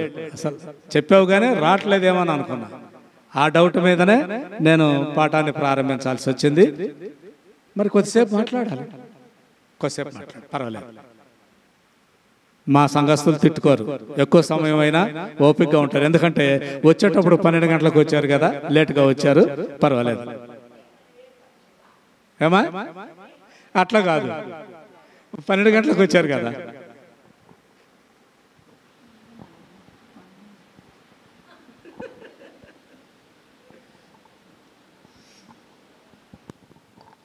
ప్రార్థన చేసుకుందాం. అందరు తలలు వంచండి. మిమ్మల్ని మీరు ఉపేక్షించుకోండి. దేవుని సముఖంలో ధైర్యముగా కళ్ళు మూసుకోనండి. కృపగల తండ్రి, ప్రేమగల ప్రభా, గొప్ప దేవాని పాదాలకు స్తోత్రం. నా తండ్రి, ఇంతవరకు నీ కుమారుని ద్వారా మా అందరితో మీరు మాట్లాడినారు ప్రభు, నీకు వందనములు. ఎంత సంతోషము దేవా, మా మధ్యలో మీరు ఉన్నారు. ఈ సమయంలో నేను కూడా మీ సముఖంలో మీ పాదముల దగ్గర నిలవబడి ఉన్నాను దేవా. నన్ను సజీవ లెక్కలో ఉంచి నీ బిడ్డలతో నా ద్వారా మీరు మాట్లాడబోచున్నందుకై స్తోత్రం. నా తండ్రి, ఈ సన్నిధి చుట్టూ, ఈ సంఘము చుట్టూ, ఈ స్థలము చుట్టూ మీరు కంచి వేసి మీరు నిలవబడి మీ ఆత్మ సంచారము చేయించున్నదయ్యా. ఇక్కడ మీకు వందనములు. ఈ సన్నిధిని బలపరచండి నాయనా. నీ బిడ్డలతో ప్రభా బలపడడానికి మాత్రమే నేను మాట్లాడబోచున్నాను. నన్ను బలపరచండి. మీ ఆత్మ చేత నన్ను నింపండి. నన్నే కాదు, ఇక్కడ కూర్చున్న ప్రతి ఒక్కరిని మీ ఆత్మ చేత నింపి ప్రభువా, వారి హృదయములలో ఉన్న ప్రతి బాధను, వేదనను తొలగించి తిరిగి వెళ్ళిచ్చినప్పుడు నిండు కుండల వలె తిరిగి వెళ్ళుటకు కృప సహాయం చేయమని, ఇంతవరకు నీ కుమారుడు నిలవబడి నడిపించినటువంటి విధానాన్ని బట్టి మీ నామానికి మీరు మహిమ తెచ్చుకోమని యేసయ్య నామములో అడుగుచున్నాను పరమ తండ్రి. ఆమేన్. Praise the Lord. మరి నాకు ఈ సమయం ఇచ్చిన మా అన్నయ్య గారికి వందనములు, మా వదినమ్మ గారికి నా వందనములు, మీ అందరికీ నా వందనములు. అందరూ బాగున్నారా? నేను బాగున్నాను. దేవునికి స్తోత్రం. ఎందుకంటే నేను జూన్ నెలలో రాలేదు, మే నెలలో ఒక వారమే వచ్చాను. ఇది జూలై. మరి మీరందరూ ఎలా ఉన్నారో నాకు తెలియదు. దేవుని నామాన్ని బట్టి అందరూ క్షేమముగా ఉండాలని, క్షేమముగా ఉన్నారని దేవుని నామములో విశ్వసించుచున్నాను నేను. ఎందుకంటే మనందరము స్త్రీలు. మిమ్మల్ని క్వశ్చన్ ఇస్తా. ఇక్కడ పురుషులు కూడా ఉన్నారు, ఏమనుకోవద్దు. స్త్రీలు అందంగా ఉంటారా, పురుషులు అందంగా ఉంటారా? చెప్పాలర్రా. స్త్రీలే కదా. మా వదిన ఫస్ట్ స్త్రీలు. ఏం మీరు మాట్లాడరా? మీరు స్త్రీలు గారా? చెప్పండి అర్రా. పురుషులు అదిరిపోవాలి. పురుషులకి గ్రామంలో వెళ్ళిపడాలి. స్త్రీలు అందంగా ఉంటారు. ఈ అందాన్ని ఎవరిచ్చారు మనకి? యెహోవా దేవుడు. ముందు పురుషులనేలే, వాళ్ళు దేవుడిని పోలి ఉన్నారు. పురుషులు దేవుని నామానికి మహిమ కలుగును కాక. తర్వాత మరి ఆయనకి తోడు కావాలి కదా. అందుకని ఆయన పక్కటెముక నుండి ఆది కాండము 2వ అధ్యాయంలో ఉంటుంది, ఇంటికి వెళ్ళి చదువుకోండి. పక్కటెముక నుండి పురుషుణ్ణేమో మట్టి శుద్ధ తీసుకొని బొమ్మను చేసి ఆత్మను ఊదేశాడు. స్త్రీని ఎలా చేశాడు? ఒక పక్కటెముకను తీసుకొని ఆ పక్కటెముకని అతని దగ్గర నుండి పక్కకు తీసుకొని వెళ్ళి ఎంత అందంగా చేశాడు కదా దేవుడు. దేవుని నామానికి మహిమ కలుగును కాక. అప్పుడు మనం ఎంత రుణపడి ఉన్నాం దేవునికి కదా, ఎంత రుణపడి ఉన్నామో మీరు ఒక్కసారి ఆలోచించండి. ఆ స్త్రీకి, ఆ ఎముకకు, ప్రైజ్ ది లార్డ్ జీసస్, ఆ ఎముకకు మాంసము, రక్తము, నరములు, ఇంకా ఎన్నో ఎముకలు, జుట్టు, మరి ముఖ్యముగా స్త్రీకి పెద్ద జుట్టు. అంతే ఎందుకు? ముసుగులాగా ఉండడానికి. అంతేకాకుండా ఇంకా అంశాలు ఉన్నాయి. గర్భసంచి. దేనికి? మనకు గర్భసంచి ఎప్పుడు పెట్టాడు దేవుడు? ఆ అవ్వమ్మగారిని సృష్టించినప్పుడే స్త్రీ యొక్క భాగములలో గర్భసంచిని అమర్చాడు. యేసయ్య నామానికి మహిమ కలుగునుగా. ఎందుకు? భయపడద్దు, ధైర్యంగా చెప్పాలి. స్త్రీ సంఘానికి సాదృశ్యంగా మార్చాడు దేవుడు. స్త్రీ లేకపోతే లోకం లేదు. నడుము కట్టాలి స్త్రీ, సత్యంగా జీవించాలి స్త్రీ, ప్రార్థనాత్మ కలిగి ఉండాలి స్త్రీ, ప్రతి విషయంలో దేవునికి కృతజ్ఞతాస్తుతి చెల్లించుచూ ఉండాలి. దేవుని నామానికి మహిమ కలుగును గాక. ఇంకొకటి, స్తనములు ఇచ్చాడు దేవుడు. ఎందుకు? నీకు పుట్టబోయే బిడ్డకు పాలు పట్టడానికి. డబ్బా పాలు పడితే తల్లికి బిడ్డకి ప్రేమ ఉంటుందా? పెంపుడు పాలు పెంపుడు పాలే, పోత పాలు పోత పాలే, తల్లి పాలు తల్లి పాలే. అవునా కాదా? కానీ స్త్రీలు రాను రాను దేవుని స్తుతించడం మర్చిపోతున్నారేమో, నాకు తెలియదు. మర్చిపోతున్నారు, అహంకారంగా ఉంటున్నారు. ఇప్పుడే కదా మోయోబీలు గర్వపోతులు అని అన్నయ్య గారు చెప్పారు మనకు. ఆ గర్వాన్ని మనము పుడికి పుచ్చుకోకూడదు, వదిలివేయాలి. రూతమ్మ లోతుగారు లోతుగా వెళ్ళి పైకి ఎవరు వచ్చారు? ఋతుం వచ్చారు. కేమోషు దేవతను పూజించే స్త్రీ అయి ఉండి ఎవరిలోకి వచ్చింది? బెత్లెహేం ప్రాంతానికి వచ్చింది నయోమి గారితో. అవునా కదా? కాబట్టి స్త్రీకి ఆదిలోనే ప్రభువారు గర్భసంచి ఇచ్చాడు, స్తనములు ఇచ్చాడు, కుటుంబాన్ని కట్టుకునే విధానములో జ్ఞాన వివేకములు ఇచ్చాడు. కుటుంబాన్ని కట్టుకోవాలన్నా, కుటుంబాన్ని పడగొట్టాలన్నా, కుటుంబాన్ని ధ్వంసం చేయాలన్నా స్త్రీ రాను రాను అలాగ నేర్చుకుంటూ వచ్చింది. కానీ దేవుడు ఆ ఉద్దేశంతోనే చేయలేదు. స్త్రీని ఒక సంఘానికి సాదృశ్యముగా ఏదైనా తోటలో ఆదాము గారికి సరి జోడిగా సహాయకారిగా అవ్వమ్మ గారిని ఇచ్చాడు దేవుడు. దేవుని నామానికి మహిమ కలుగును గాక. ఇప్పుడు కూడా ఒక ఇంటికి కోడలుగా వచ్చింది అంటే స్త్రీయే కదా. కోడలుగా వచ్చిందంటే ఆ ఇంటిలో ఆవిడ ఎలా ఉండాలి? అమ్మాయి దేవుని నామాన్ని బట్టి దేవుని స్తుతించుచూ ఉండాలి, అత్తమామలకు లోబడి ఉండాలి, భర్తను గౌరవించాలి. భర్త తాగుబోతైనా, దుష్టుడైనా, దుర్మార్గుడైనా, వ్యభిచారి అయినా నిన్ను చేసుకొని నిన్ను పోషించుచున్న సమయంలో వాడిని మనము ధిక్కరించకూడదు. అవునా కదా? డబ్బు సంపాదిస్తేనే భర్త కాదు, తన పక్కలో నుంచి పక్కటెముకను తీసి దేవుడు ఒక స్త్రీనిగా కలుగు చేసినప్పుడు స్త్రీ ఏం చేయాలి? కుటుంబానికి కట్టుబడిపోవాలి. ఎక్కడి నుండో వస్తుంది, అత్తగారింటికి ఎక్కడి నుండో వస్తుంది. వచ్చినప్పుడు ఎలా ఉండాలి? స్త్రీ నమ్మకంగా ఉండాలి కుటుంబం పట్ల.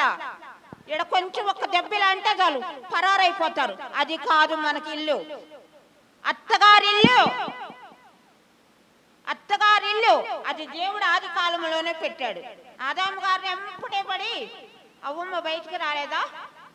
వచ్చింది కదా, మీ అందరికి తెలుసు చరిత్ర. వచ్చింది కదా, వచ్చిన వాళ్ళ బిడ్డలను కన్నారు కదా. అయినా దేవుడు విడిచిపెట్టాడు, వాళ్ళని విడిచిపెట్టలా. వచ్చేటప్పుడు వాళ్ళకి చర్మపు చొక్కాయలు తొడిగించి పంపించేశారు. పంపించిన కాళ్ళను వదిలేసేసాడు దేవుడు, వదలలేదు. కానీ స్త్రీలైనటువంటి మనమే దేవుని విడిచిపెడుతున్నాం, దేవుని విడిచిపెడుతున్నాం. సహాయం చేస్తేనే దేవుడు, సహాయం చేయకపోతే దేవుడు కాదు మనకి. ఇతరితర దేవతల దగ్గరికి వెళ్తాం, ఇతరితర చెట్టుల దగ్గరకు వెళ్తాం, ఇతరితర మంత్రగాళ్ళ దగ్గరకు వెళ్తాం, అక్కడికి వెళ్ళి అడుగుతూ ఉంటాం. వాళ్ళ నిజమైన దేవుడు మన తండ్రా? ఎంత నమ్మకముగా పుట్టించాడు అవ్వమ్మ గారిని, ఆమె నమూనా. అవును కదా, ఇటుకరాళ్ళు చేసేవాళ్ళు ఒక చిన్న నమూనా చెక్క తయారు చేసుకొని అచ్చులు పోస్తూ ఉంటారు కదా, ఆమె మనకు నమూనా.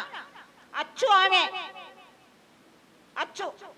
బొమ్మలు తయారు చేసే వాళ్ళు కూడా ఇప్పుడు ముందు ఒక చిన్న బొమ్మను తయారు చేసుకుని దానిలో అచ్చులు వస్తూ ఉంటారు.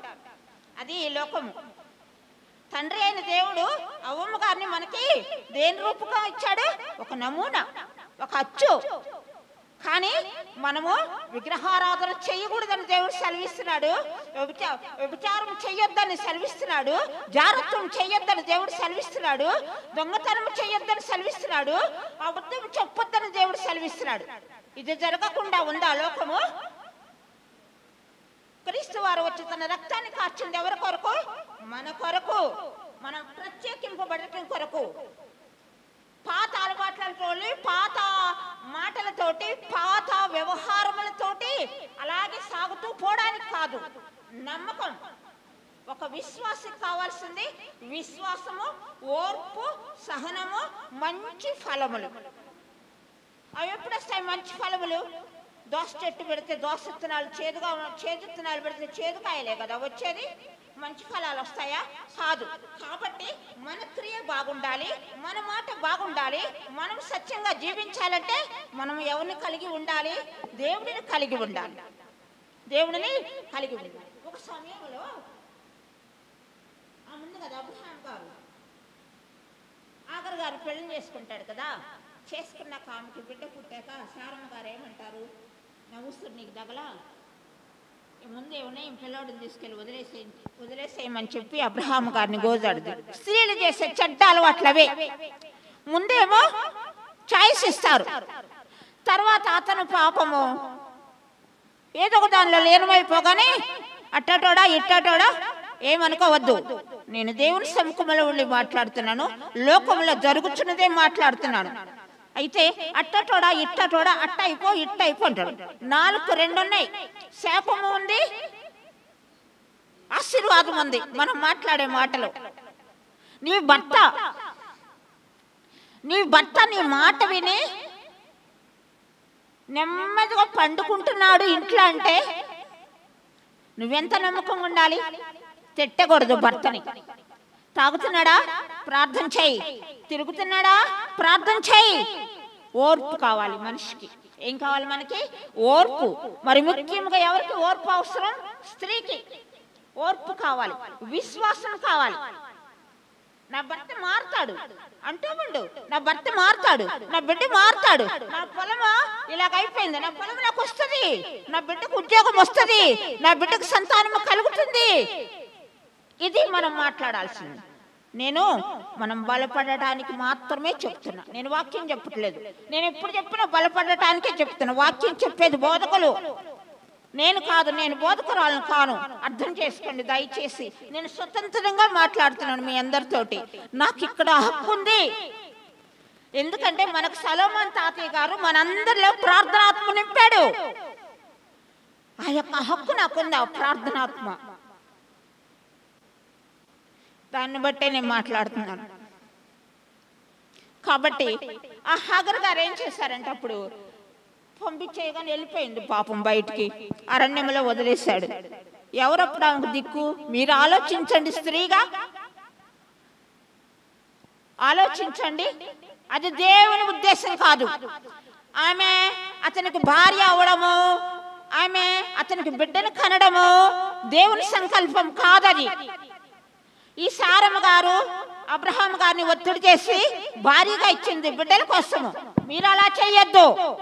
సంతానము లేకపోతే ప్రార్థన చేసుకోండి. ఎవరికి మీ భర్తలను పంచొద్దు. నమ్మకం, విశ్వాసం, ఓర్పు కావాలి. అన్నం పెట్టగానే ఉడుకుతుందా? స్టవ్ మీద కూర పెట్టగానే ఉడుకుతుందా? ఎంత ప్రాసెస్ ఉంది. బట్టల షాప్కి వెళ్ళి బట్టలు ఏరుకొని ఒక్క చీర కొనేది మనం ఒక్క చీరే. ఎన్ని చీరలు తీపిస్తాం వాళ్ళ చేత బయటికి కదా. అందుకే ఆత్మీయ జీవితంలో కుటుంబ విషయాలలో ఓర్పు అవసరం, విశ్వాసం అవసరం. నా భర్త అదేంటి పేకాట ఆడుతున్నాడా? ఆడడు ఆడడు నా భర్త ఆడడు అని అంటూ ఉండు. నువ్వు చదువుకున్న బిడ్డల జ్ఞానం లేదా? అడగండి దేవుణ్ణి, అడగండి దేవుణ్ణి. దేవుని నామానికి మహిమ కలుగును గాక. మరప్పుడు హాగరు అరణ్యంలో ఉండి ఏడుస్తా ఉంది పెద్ద పెద్దగా. ఎందుకు? అయ్యా మాకు సహాయం ఎవరయ్యా అని. ఆమె స్త్రీయే కదా, ఆమె కష్టంగా ఉంది కదా. ఇప్పుడు అరణ్యంలో చేసుకున్న భర్త వదిలేస్తాడు కదా, ఆ బిడ్డను పెట్టుకుని అరణ్యంలో అరుస్తుంది కదా. ఎవరు ఆమెకు సహాయము? దేవుడే. అప్పుడు ఏం చేస్తాడు దేవుడు? దేవదత్తును పంపించాడు. దేవదత్తు మాట్లాడిందా లేదా? అలాంటప్పుడు నీతో నాతో ఎందుకు మాట్లాడడు దేవుడు అని నేను అడుగుతున్నా మిమ్మల్ని. ఎందుకు మాట్లాడటం లేదు? తాతయ్య ప్రార్థన రాబోతుంది ఆగస్టు నెలలో. మరి అప్పుడు బాప్తిస్మం తీసుకోవడానికి ఎవరైనా సిద్ధపడే వాళ్ళు ఉన్నారా? బాప్తిస్మం తీసుకుంటే 7 సార్లు నీతి తప్పి పడిపోయినా కూడా దేవుడు లేపుతాడు. ఉగ్రత దినమందు దేవుడు మనల్ని కాపాడుతాడు. బాప్తిస్మం తీసుకోవాలి. ఆయన ఇచ్చిన ఆజ్ఞది మనకి. మారు మనసు పొందండి, పాప క్షమాపణ నిమిత్తం బాప్తిస్మం తీసుకున్న దేవుడే చెప్తున్నాడు. మీరు అంగీకరించడం లేదు. హాగర్తో దేవుడు మాట్లాడాడు కదా. దేవుని నామానికి మహిమ కలుగును కాక. ఇంకొక స్త్రీతో దేవుడు మాట్లాడాడు. రాహాబు వేశ్య. అది యెహోషువ గ్రంథంలో ఉంటుంది. రాహాబు వేశ్య. వేగుల వారు ఆమె ఇంటికి వెళ్ళారు. వేశ్య ఇంటికి ఎవరన్నా వెళితే క్షేమంగా బయటకు వస్తారా? అన్ని వదిలించుకొని బయటకు వస్తాడు. కానీ దేవుని బిడ్డలు ఆ ఇంటికి వెళ్ళారు. ఆ దినము ఆమె ఏమడిగింది వారిని? అయ్యా మీరెవరో నాకు తెలుసు, నన్ను నా కుటుంబాన్ని కాపాడండి అయ్యా అని చెప్పి అడుగుంది. మీరు అడుగుతున్నారా? మీకు కష్టం వచ్చినప్పుడు మీరు స్త్రీలే కదా, ఆమె స్త్రీయే కదా, ఆమె కష్టంలో ఉంది, ఆమె ఒక్కదాన్నే రక్షింపబడి అడగలేదు. నా కుటుంబం అంతా, అన్నదమ్ములు, అక్క చెల్లెళ్ళు, నాన్న, తల్లి, వాళ్ళు ఆమెకు మ్యారేజ్ కాలేదప్పుడు అడిగింది కదా. కష్ట సమయంలో అడిగింది కదా. దేవుడు వారిని కాపాడారా లేదా? మరి మీకు సమస్య వచ్చినప్పుడు మీరెందుకు ఇతరుల మీద ఆధారపడుతున్నారు? కీర్తన గ్రంథం 118 ఏముంటుంది? మనుషులను నమ్ముకున్నట్టు కంటే యెహోవాను ఆశ్రయించిన మేలు, రాజులను నమ్ముకున్నట్టు కంటే యెహోవాను ఆశ్రయించిన మేలు. హాగరు యెహోవాను ఆశ్రయించింది, అరిచింది, ఒక గోల పెట్టి ఏడ్చింది. దేవుడు ఆమెతో మాట్లాడాడు. దేవుని నామానికి మహిమ కలుగును గాక. రాహాబు గారు వేడుకుంది, అయ్యా ఆ యొక్క ఉగ్రతలో మమ్మల్ని జ్ఞాపకం చేసుకోమని. మీరెందుకు అడగలేకపోతున్నారు దేవుణ్ణి? ఇంత సమీపముగా దేవుడు ఇక్కడ ఉన్నాడనే కదా మీరు వచ్చారు. మా సమస్యలు పోతాయనే కదా మీరు వచ్చారు. వచ్చినప్పుడు ధైర్యంగా మీరు దేవుడి సముఖంలో ఎందుకు అడగలేకపోతున్నారు? ఎందుకు భయపడుతున్నారు? బాప్తిస్మం తీసుకుంటే మిమ్మల్ని ఎవరైనా కొడతారా? ఎవరు కొట్టరు. దేవుడే మిమ్మల్ని కాపాడుతాడు. మనందరిని కాపాడేది, నడిపించేది, విడిపించేది ఆయనే. రాహాబు గారు రక్షింపబడింది. ఇప్పటికీ ఇజ్రాయేలీల్లో ఆమెకి స్థానం ఉంది. ఇంకొక ఆవిడ ఉన్నారు, సమురై స్త్రీ. ఎప్పుడు వచ్చింది నీళ్ళపై? 12 గంటలకు వచ్చింది. అప్పుడు ఎవరున్నారు అక్కడ? ప్రభువారు ఉన్నారు. ఎంత సంభాషణ జరుగుతుంది వారిద్దరి మధ్యలో. శిష్యులు వచ్చి కూడా చూసి అంతే నిలబడిపోతారు, ఏం మాట్లాడరు కదా. ఆమె స్త్రీ. ఎవరు? స్త్రీ. స్త్రీతో దేవుడు మాట్లాడుతున్నాడు. ఆమె జీవజలపు ఊటలు పొందుకొని వెళ్ళిందా, పొందుకోకుండా వెళ్ళిందా? పొందుకొని వెళ్ళింది. దేవుని నామానికి మహిమ కలుగును. ఎప్పుడు? బావి నీటి దగ్గర ప్రభువారు దర్శించారు ఆమెని. ఆమె స్త్రీయే కదా. ఎంత ధన్యత! మనతో ఎందుకు మాట్లాడరు అనుకుంటున్నారు మీరు? మరి ఈ దినము మీరు ఏం పొందుకొని వెళ్ళాలి ఇక్కడి నుండి? అన్నయ్య గారు చెప్పిన వాక్యం నాటుకొని పోవాలి మన హృదయంలో. ప్రభువే చెప్తారు, ఈ మాటలు మీ చెవులలో నాటనీయుడి అని. ఆ వాక్యం వింటూ కూడా మనం మారకుండా అదే స్థితిలో మనం జీవిస్తూ ఉంటే ఏమైపోతాం? నశించిపోతాం. పట్టించుకోడు దేవుడు. మీరెవరో నాకు తెలియదు అంటాడు. ముందుగా ఆయన నీతిని, ఆయన రాజ్యాన్ని నెరవేర్చండి. అప్పుడు మీరు ప్రతి సమస్యను ఆయన సముఖంలో పెట్టండి, ప్రార్థించండి. అడుగుడి మీకు ఇయ్యబడును, వెతకుడి మీకు దొరుకును, తట్టుడి మీకు తీయబడును. అడగమనే చెప్తున్నాడు కదా దేవుడు. ఆమె అడిగింది ఎవరు? అబ్రహాం గారు భార్య హాగర్ గారు అడిగారు, అయ్యా అయ్యా నీళ్ళు అని. ఇచ్చాడా? రాహాబు గారు అడిగింది రక్షించమని, రక్షించారు కదా. సమరయ స్త్రీ వచ్చింది, నీకే 5 భర్తలు ఉన్నారమ్మా, తీసుకురా అన్నప్పుడు ప్రభువా ఒప్పుకుంది కదా. మన పాపాన్ని మనం విడవాలి కదా. మన పాపాన్ని మనం విడిచిపెట్టి దేవుని మాటలు మన హృదయంలో భద్రం చేసుకొని అప్పుడు ఎలా ఉంటుంది మనకి? సంతోషం, సమాధానము. సంతోషము, సమాధానము ఎక్కడుంటుంది? ఇరుగు పరుగు కుటుంబాల్లో మనకు ఉండదు. ఇరుగు పరుగు కుటుంబాలు ఏం చేస్తారంటే ఏ కాడకి ఎంత ఎక్కడ దొరుకుద్దా దాన్ని గుచ్చి గుచ్చి చూద్దాము అని చూస్తారు. పల్లెటూరే కాదు, టౌన్లో కూడా అంతే. అంతటా అంతే ప్రజలు. ఎవరు ఏమనుకున్నా నువ్వు దేవుని వైపే చూడాలి. ఎవరు ఎన్ని అనుకున్నా దేవునికే చెప్పాలి. శపించమని మనం చెప్పకూడదు, దూషించండి అని మనం మాట్లాడకూడదు. ప్రభువా క్షమించండి, వారిని క్షమించండి, మమ్మల్ని క్షమించండి. నేను ఈ స్థితిలో ఉన్నాను అయ్యా, జ్ఞాపకం చేసుకో ప్రభువా. కన్నీటి ప్రార్థన అవసరం. రోగం వస్తే ఎక్కడికి వెళ్తాం? హాస్పిటల్కి వెళ్తాం ముందు మనం. కానీ రోగం వచ్చినా ఏది వచ్చినా మనము దేవుని సముఖంలోకే రావాలి, దేవుని సముఖంలోనే మొరుపెట్టాలి. పాత నిబంధనలోనే ఉంది. ఇట్లాగే మానోహ అని ఉంటాడు, ఆయన పొలంలో పనిచేస్తూ ఉన్నాడు. న్యాయాధిపతుల 13వ అధ్యాయం. ఆయన భార్య ఇంటిలో ఉంది. వాళ్ళ దగ్గరికి ఎవరు వచ్చారు? దేవుని దూత. అమ్మా ఆమె గొడ్రాలు.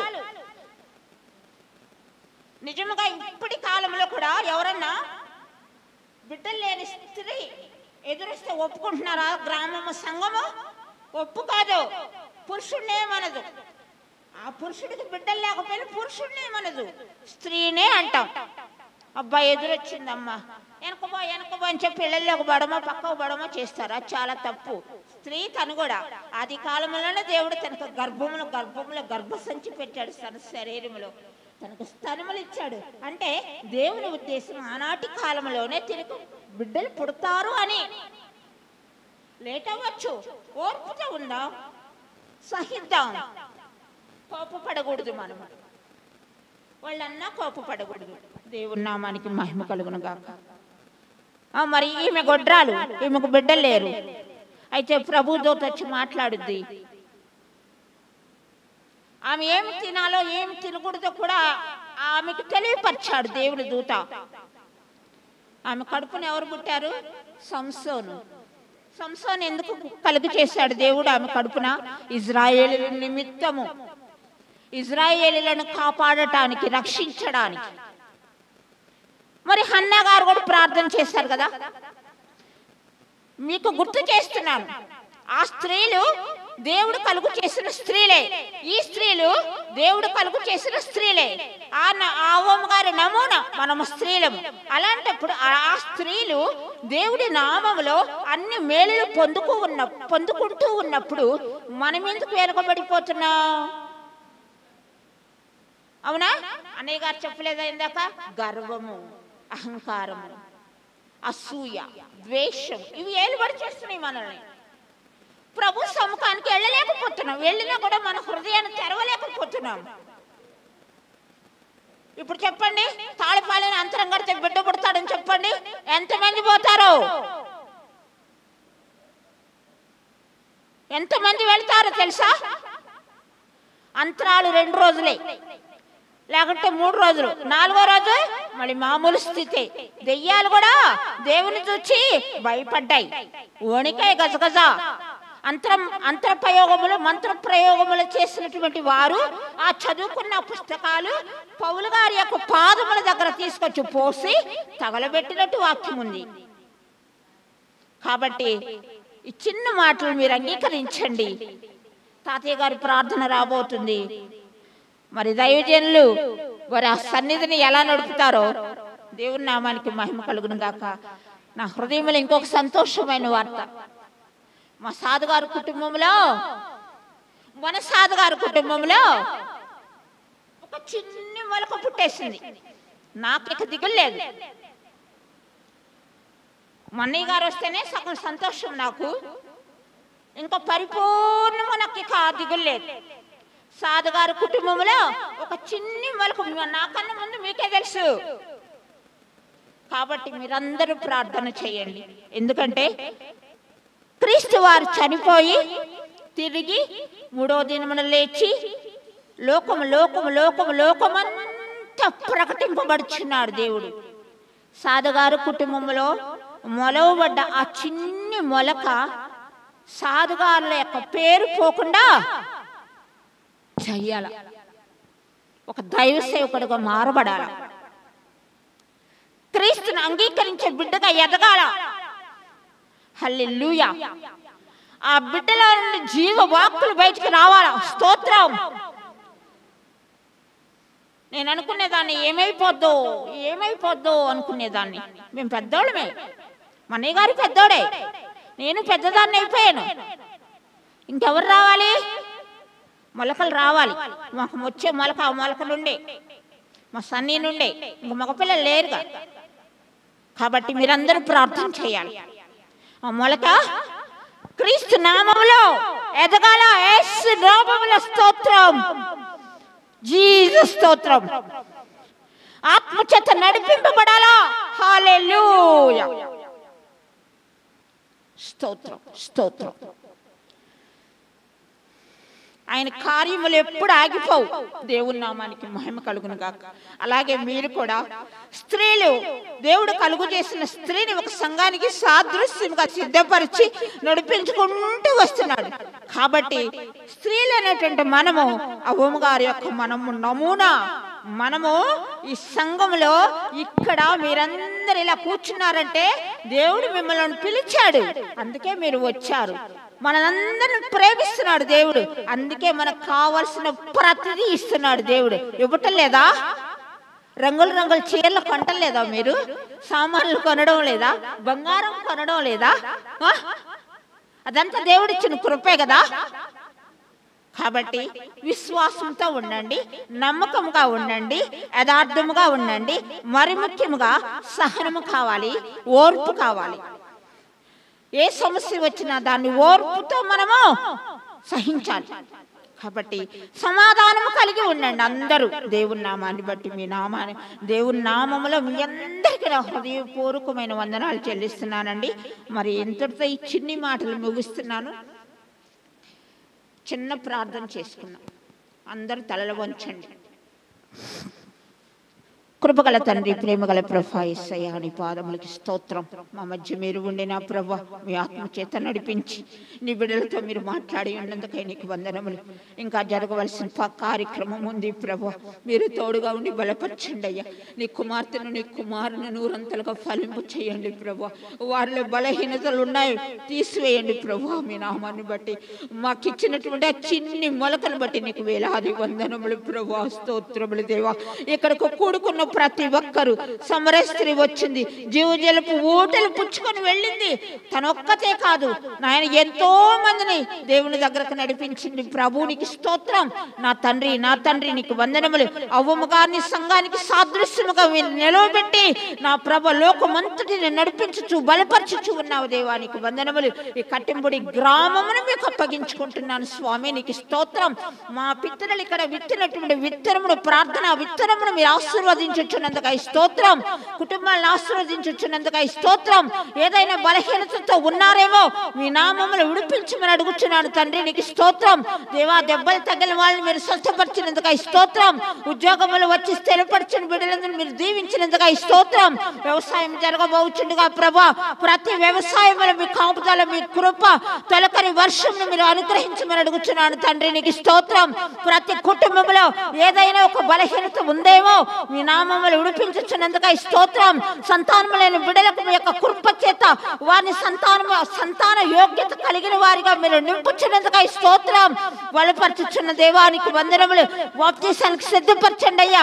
మారు మనసు కలుగు చేయండి అయ్యా. హృదయములు తెరచి మిమ్మల్ని అంగీకరించిన ప్రభువా, మిమ్మల్ని దేవునిగా స్వీకరించి మీ నామములో మీ దయలో మీ పాదముల దగ్గర జీవించడానికి ఆ బిడ్డలకు తోడుగా ఉండి నడిపించమని అడుగుచున్నాను. గ్రామం అంతటిని జ్ఞాపకం చేసుకునండి. సంఘ పెద్దలను కూడా మీరు జ్ఞాపకం చేసుకునండి. పసి బిడ్డలను మీరు జ్ఞాపకం చేసుకునండి. గర్భిణీ స్త్రీలను మీరు జ్ఞాపకం చేసుకునండి. ఈ లోకములో నా ప్రభా ప్రేయర్కు రాకుండా ఇళ్ల వద్దన ఉన్న బిడ్డలతో కూడా మీరు మాట్లాడుచున్నందుకు ఈ స్తోత్రం. నా దేవానికి వందనములు. ఏ సమస్యతో ఉన్నారో ప్రతి సమస్యకు విడుదలించుచున్నందుకు ఈ స్తోత్రం. నా దేవా, జరగబో తాతయ్య గారి ప్రార్థనను ఆశీర్వాదకరముగా మార్చబోచున్నావు. దేవానికి వందనములు. త్వరగా దూరదేశము నుండి రాబోతున్న సన్ని కుటుంబం అంతటి కోసమై స్తోత్రం. హల్లెలూయా. ప్రయాణం అంతటిలో నా ప్రభు ఎలాంటి అవరోధములు లేకుండా క్షేమకరమైన ప్రయాణమును ఆరోగ్యమును ఆ బిడ్డలకు అనుగ్రహించి నడిపించమని అడుగుతున్నాను. దేవానికి స్తోత్రం. నా తండ్రి కుటుంబీకులందరినీ కూడా మీరు జ్ఞాపకం చేసుకునండి. నా దేవా, నా దేవా, నా దేవా, నా తండ్రి, ఈ చిన్న ప్రార్థన ఆలకించి వచ్చిన వారందరితో మీరు మాట్లాడి బలపరిచి ఇక్కడ నడిపించుతున్న బిడ్డలను మరొకసారి జ్ఞాపకం చేసుకుని నడిపించిన దేవా, మీ నామానికి మీరు మహిమ తెచ్చుకోమని యేసయ్య నామములో అడుగుచున్నాను పరమ తండ్రి. ఆమేన్.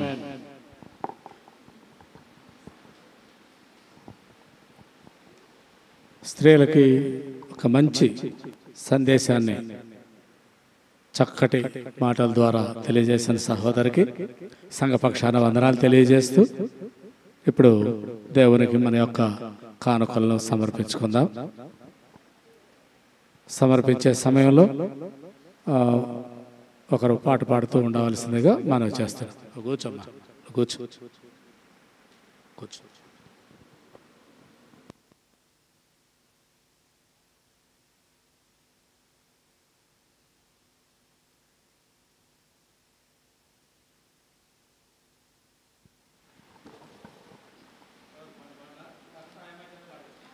హల్లెలూయా. దీవించావే సమృద్ధిగా నీ సాక్షిగా కొనసాగమని, ప్రేమించావే నన్ను ప్రాణంగా, నీ కోసమే నన్ను బ్రతకమని, దారులలో ఎడారులలో సెలయేరువై ప్రవహించుమయా, చీకటిలో కారు చీకటిలో అగ్నిస్తంభమైనను నడుపుమయా, దీవించవే సమృద్ధిగా నీ సాక్షిగా కొనసాగమని, ప్రేమించవే నన్ను ప్రాణంగా, నీ కోసమే నన్ను బ్రతకమని, నువ్వే లేకుండా నేనుండలేను యేసయ్యా, నీ ప్రేమే లేకుండా జీవించలేను నేనయ్యా, నా ఒంటరి పయనంలో నా జంటగా నిలిచావే, నే నడిచే దారుల్లో నా తోడై ఉన్నావే, నా ఒంటరి పయనంలో నా జంటగా నిలిచావే, నే నడిచే దారుల్లో నా తోడై ఉన్నావే, ఊహలలో నా ఊసులలో నా ధ్యాస బాసవైనావే, శుద్ధతలో పరిశుద్ధతలో నీను పోలి నన్నిల సాగమని, దీవించవే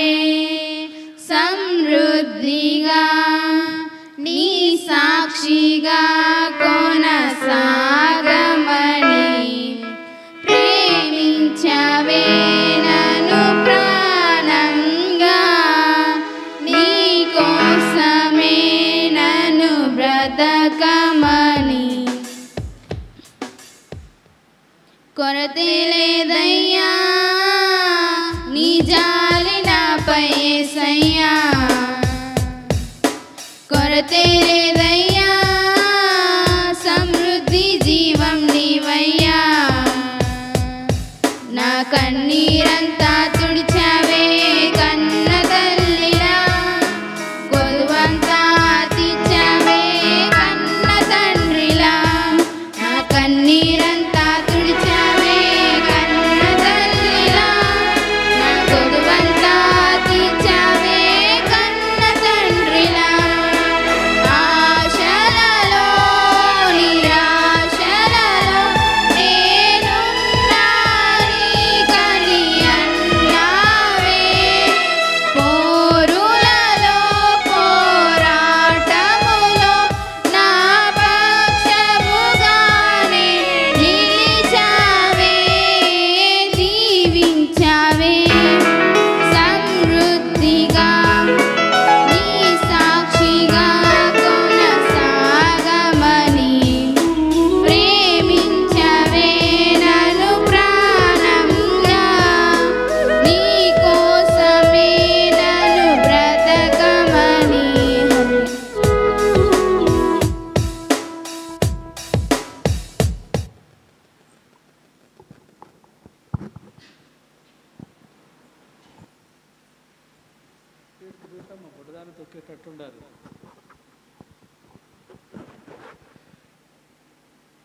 ఇప్పటి వరకు దేవుని యొక్క కృపను బట్టి ఆయనే ధ్యానించుకున్నాం.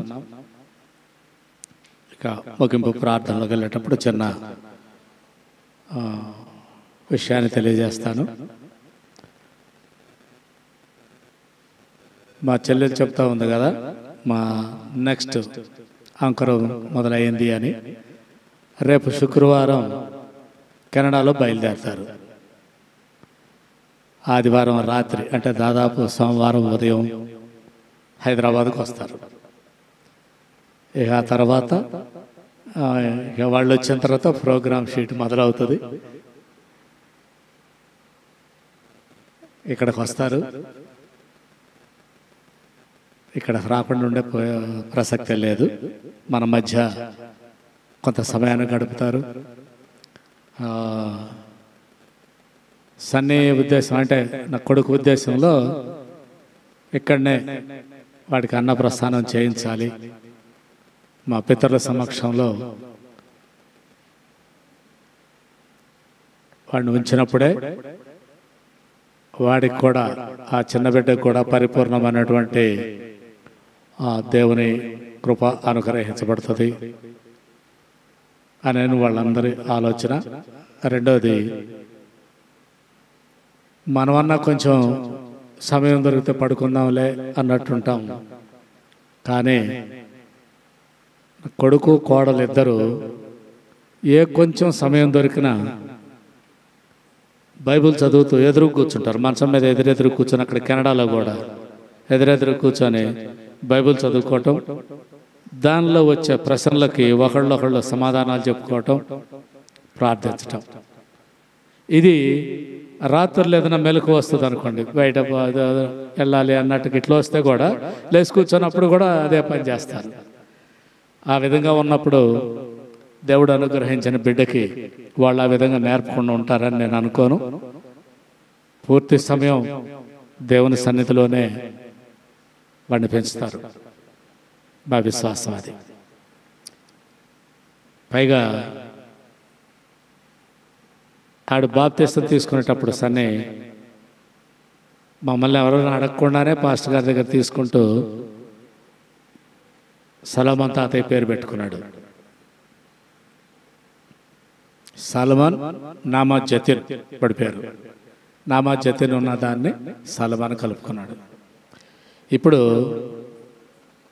తనకు పుట్టిన బిడ్డకి జే అంటే జోసఫ్ వచ్చే విధంగా మొదటి అక్షరాన్ని పెట్టుకుంటూ దేవుడు అనుగ్రహించిన వెలుగు అనే కాన్సెప్ట్తో జోయల్ ఎదోత్ అనే ఒక పేరు పెట్టాడు. సరే, రేపు వచ్చినప్పుడు వాళ్ళే మీతో మాట్లాడతారు. ఎదురు చూస్తూ అంటే ఇక్కడ మనమందరం కూడా ఏ విధంగా అయితే ఎదురు చూస్తున్నాం, ఎందుకంటే మీరందరూ ప్రార్థన చేసిన వాళ్ళే వాడికి త్వరగా బిడ్డలు పుట్టాలి అని. అందువలన మా ప్రార్థన ఫలితం దేవుడిచ్చింది మేము చూడాలనే కోరిక ప్రతి ఒక్కళ్ళలో ఉంది.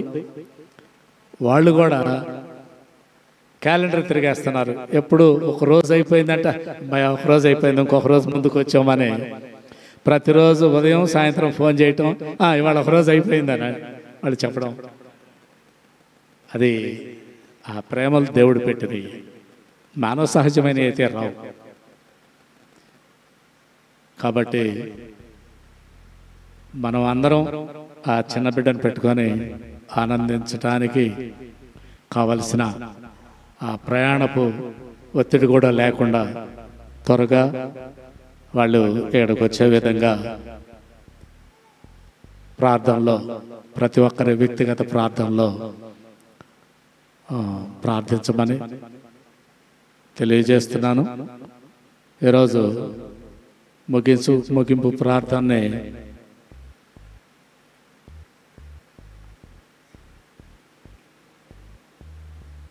అదే సలోమన్ గారు పేరు పెట్టిన విలియం ప్రకాశ్రావు గారు చేస్తాడు.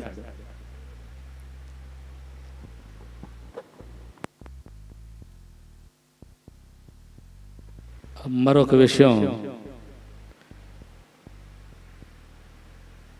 ఝాన్సీ వాళ్ళ రెండో అన్నయ్య చనిపోయింది మీకు అందరికీ తెలుసు. రేపు సోమవారానికి సంవత్సరం అవుతుంది. చాలామంది ఇక్కడి నుంచి ఆయన చనిపోయినప్పుడు దినపు కార్యక్రమాల్లో కూడా పాల్గొన్నారు. ఇప్పుడు కూడా ఆయన భార్య రిక్వెస్ట్ ఏంటంటే,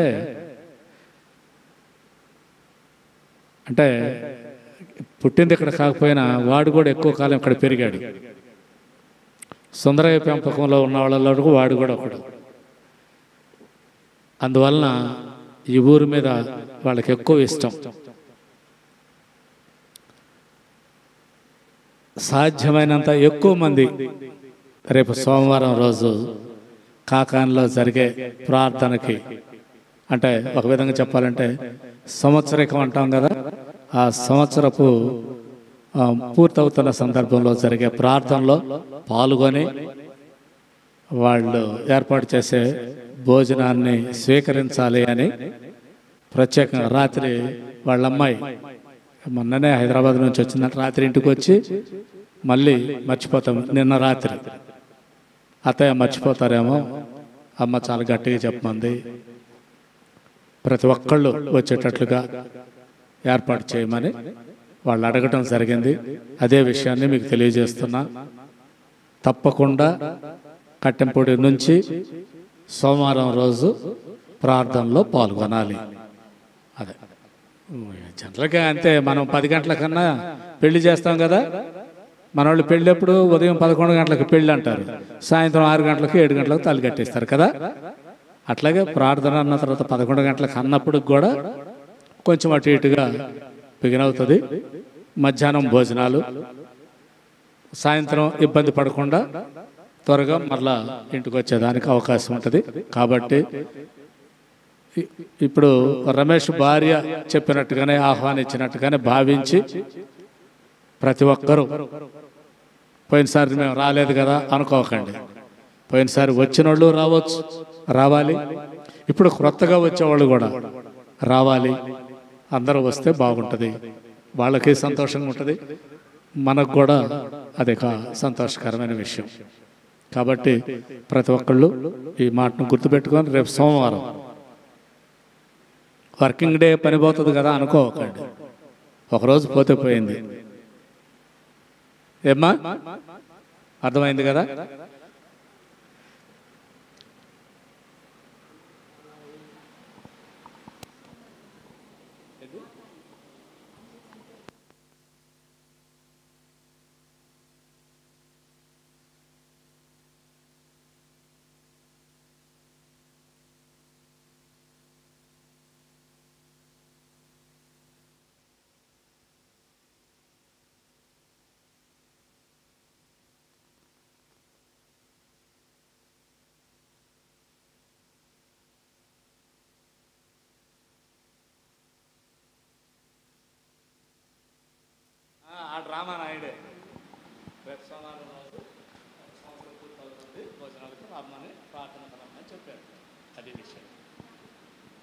ప్రార్థన చేసుకుందాం.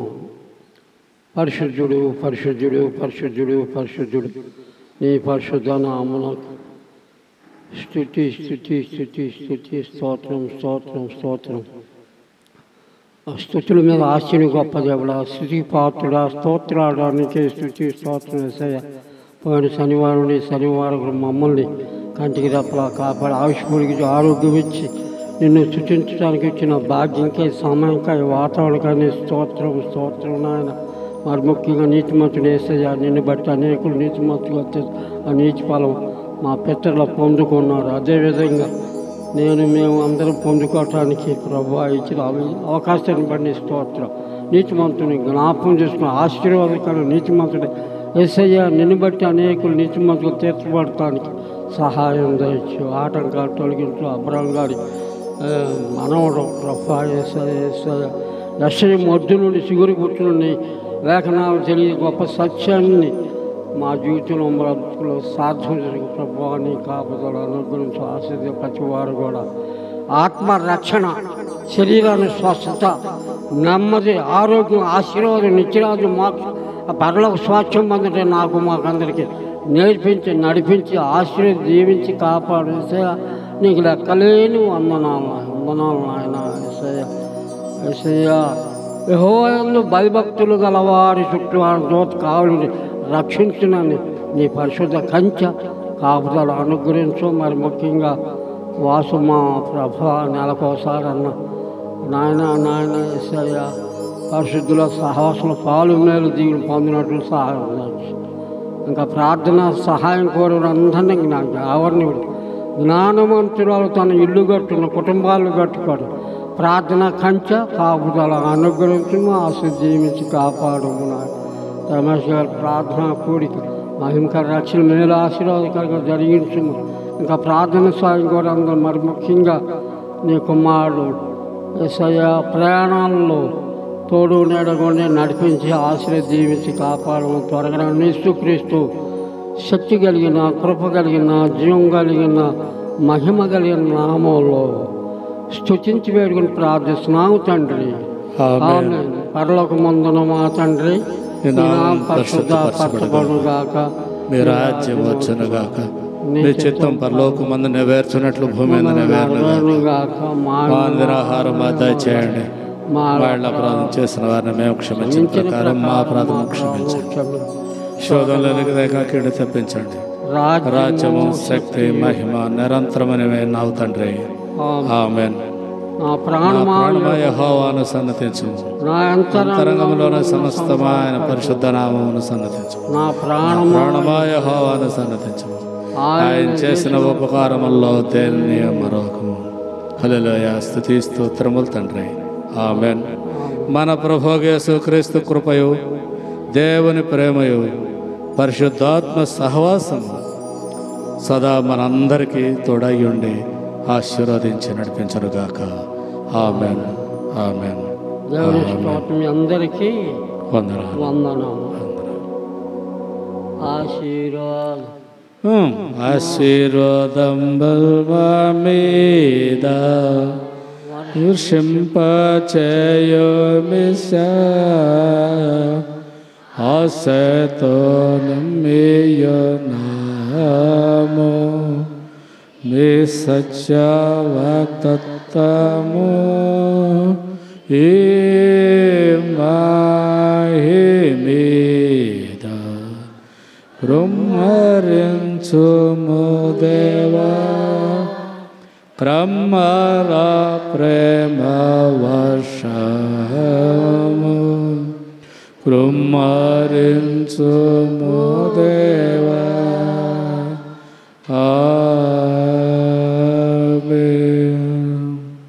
దేవుని స్తోత్రం. అందరికీ వందనాలు. ఈరోజు నీతిమంతులు ఖర్జూర వృక్షములు మోవేదు, లెబానోను దేవదారు వృక్షముల వారు ముసలితనం ఇంకా సిగురు పెట్టుచుందరు, సారం కలిగి పచ్చగా ఉందరు. దేవుడి పరిశుద్ధ వాక్యం మన హృదయాలకి ఆశీర్వాదకరంగా సహాయం చేస్తుంది. దేవుని స్తోత్రం. మీ అందరికీ వందనాలు.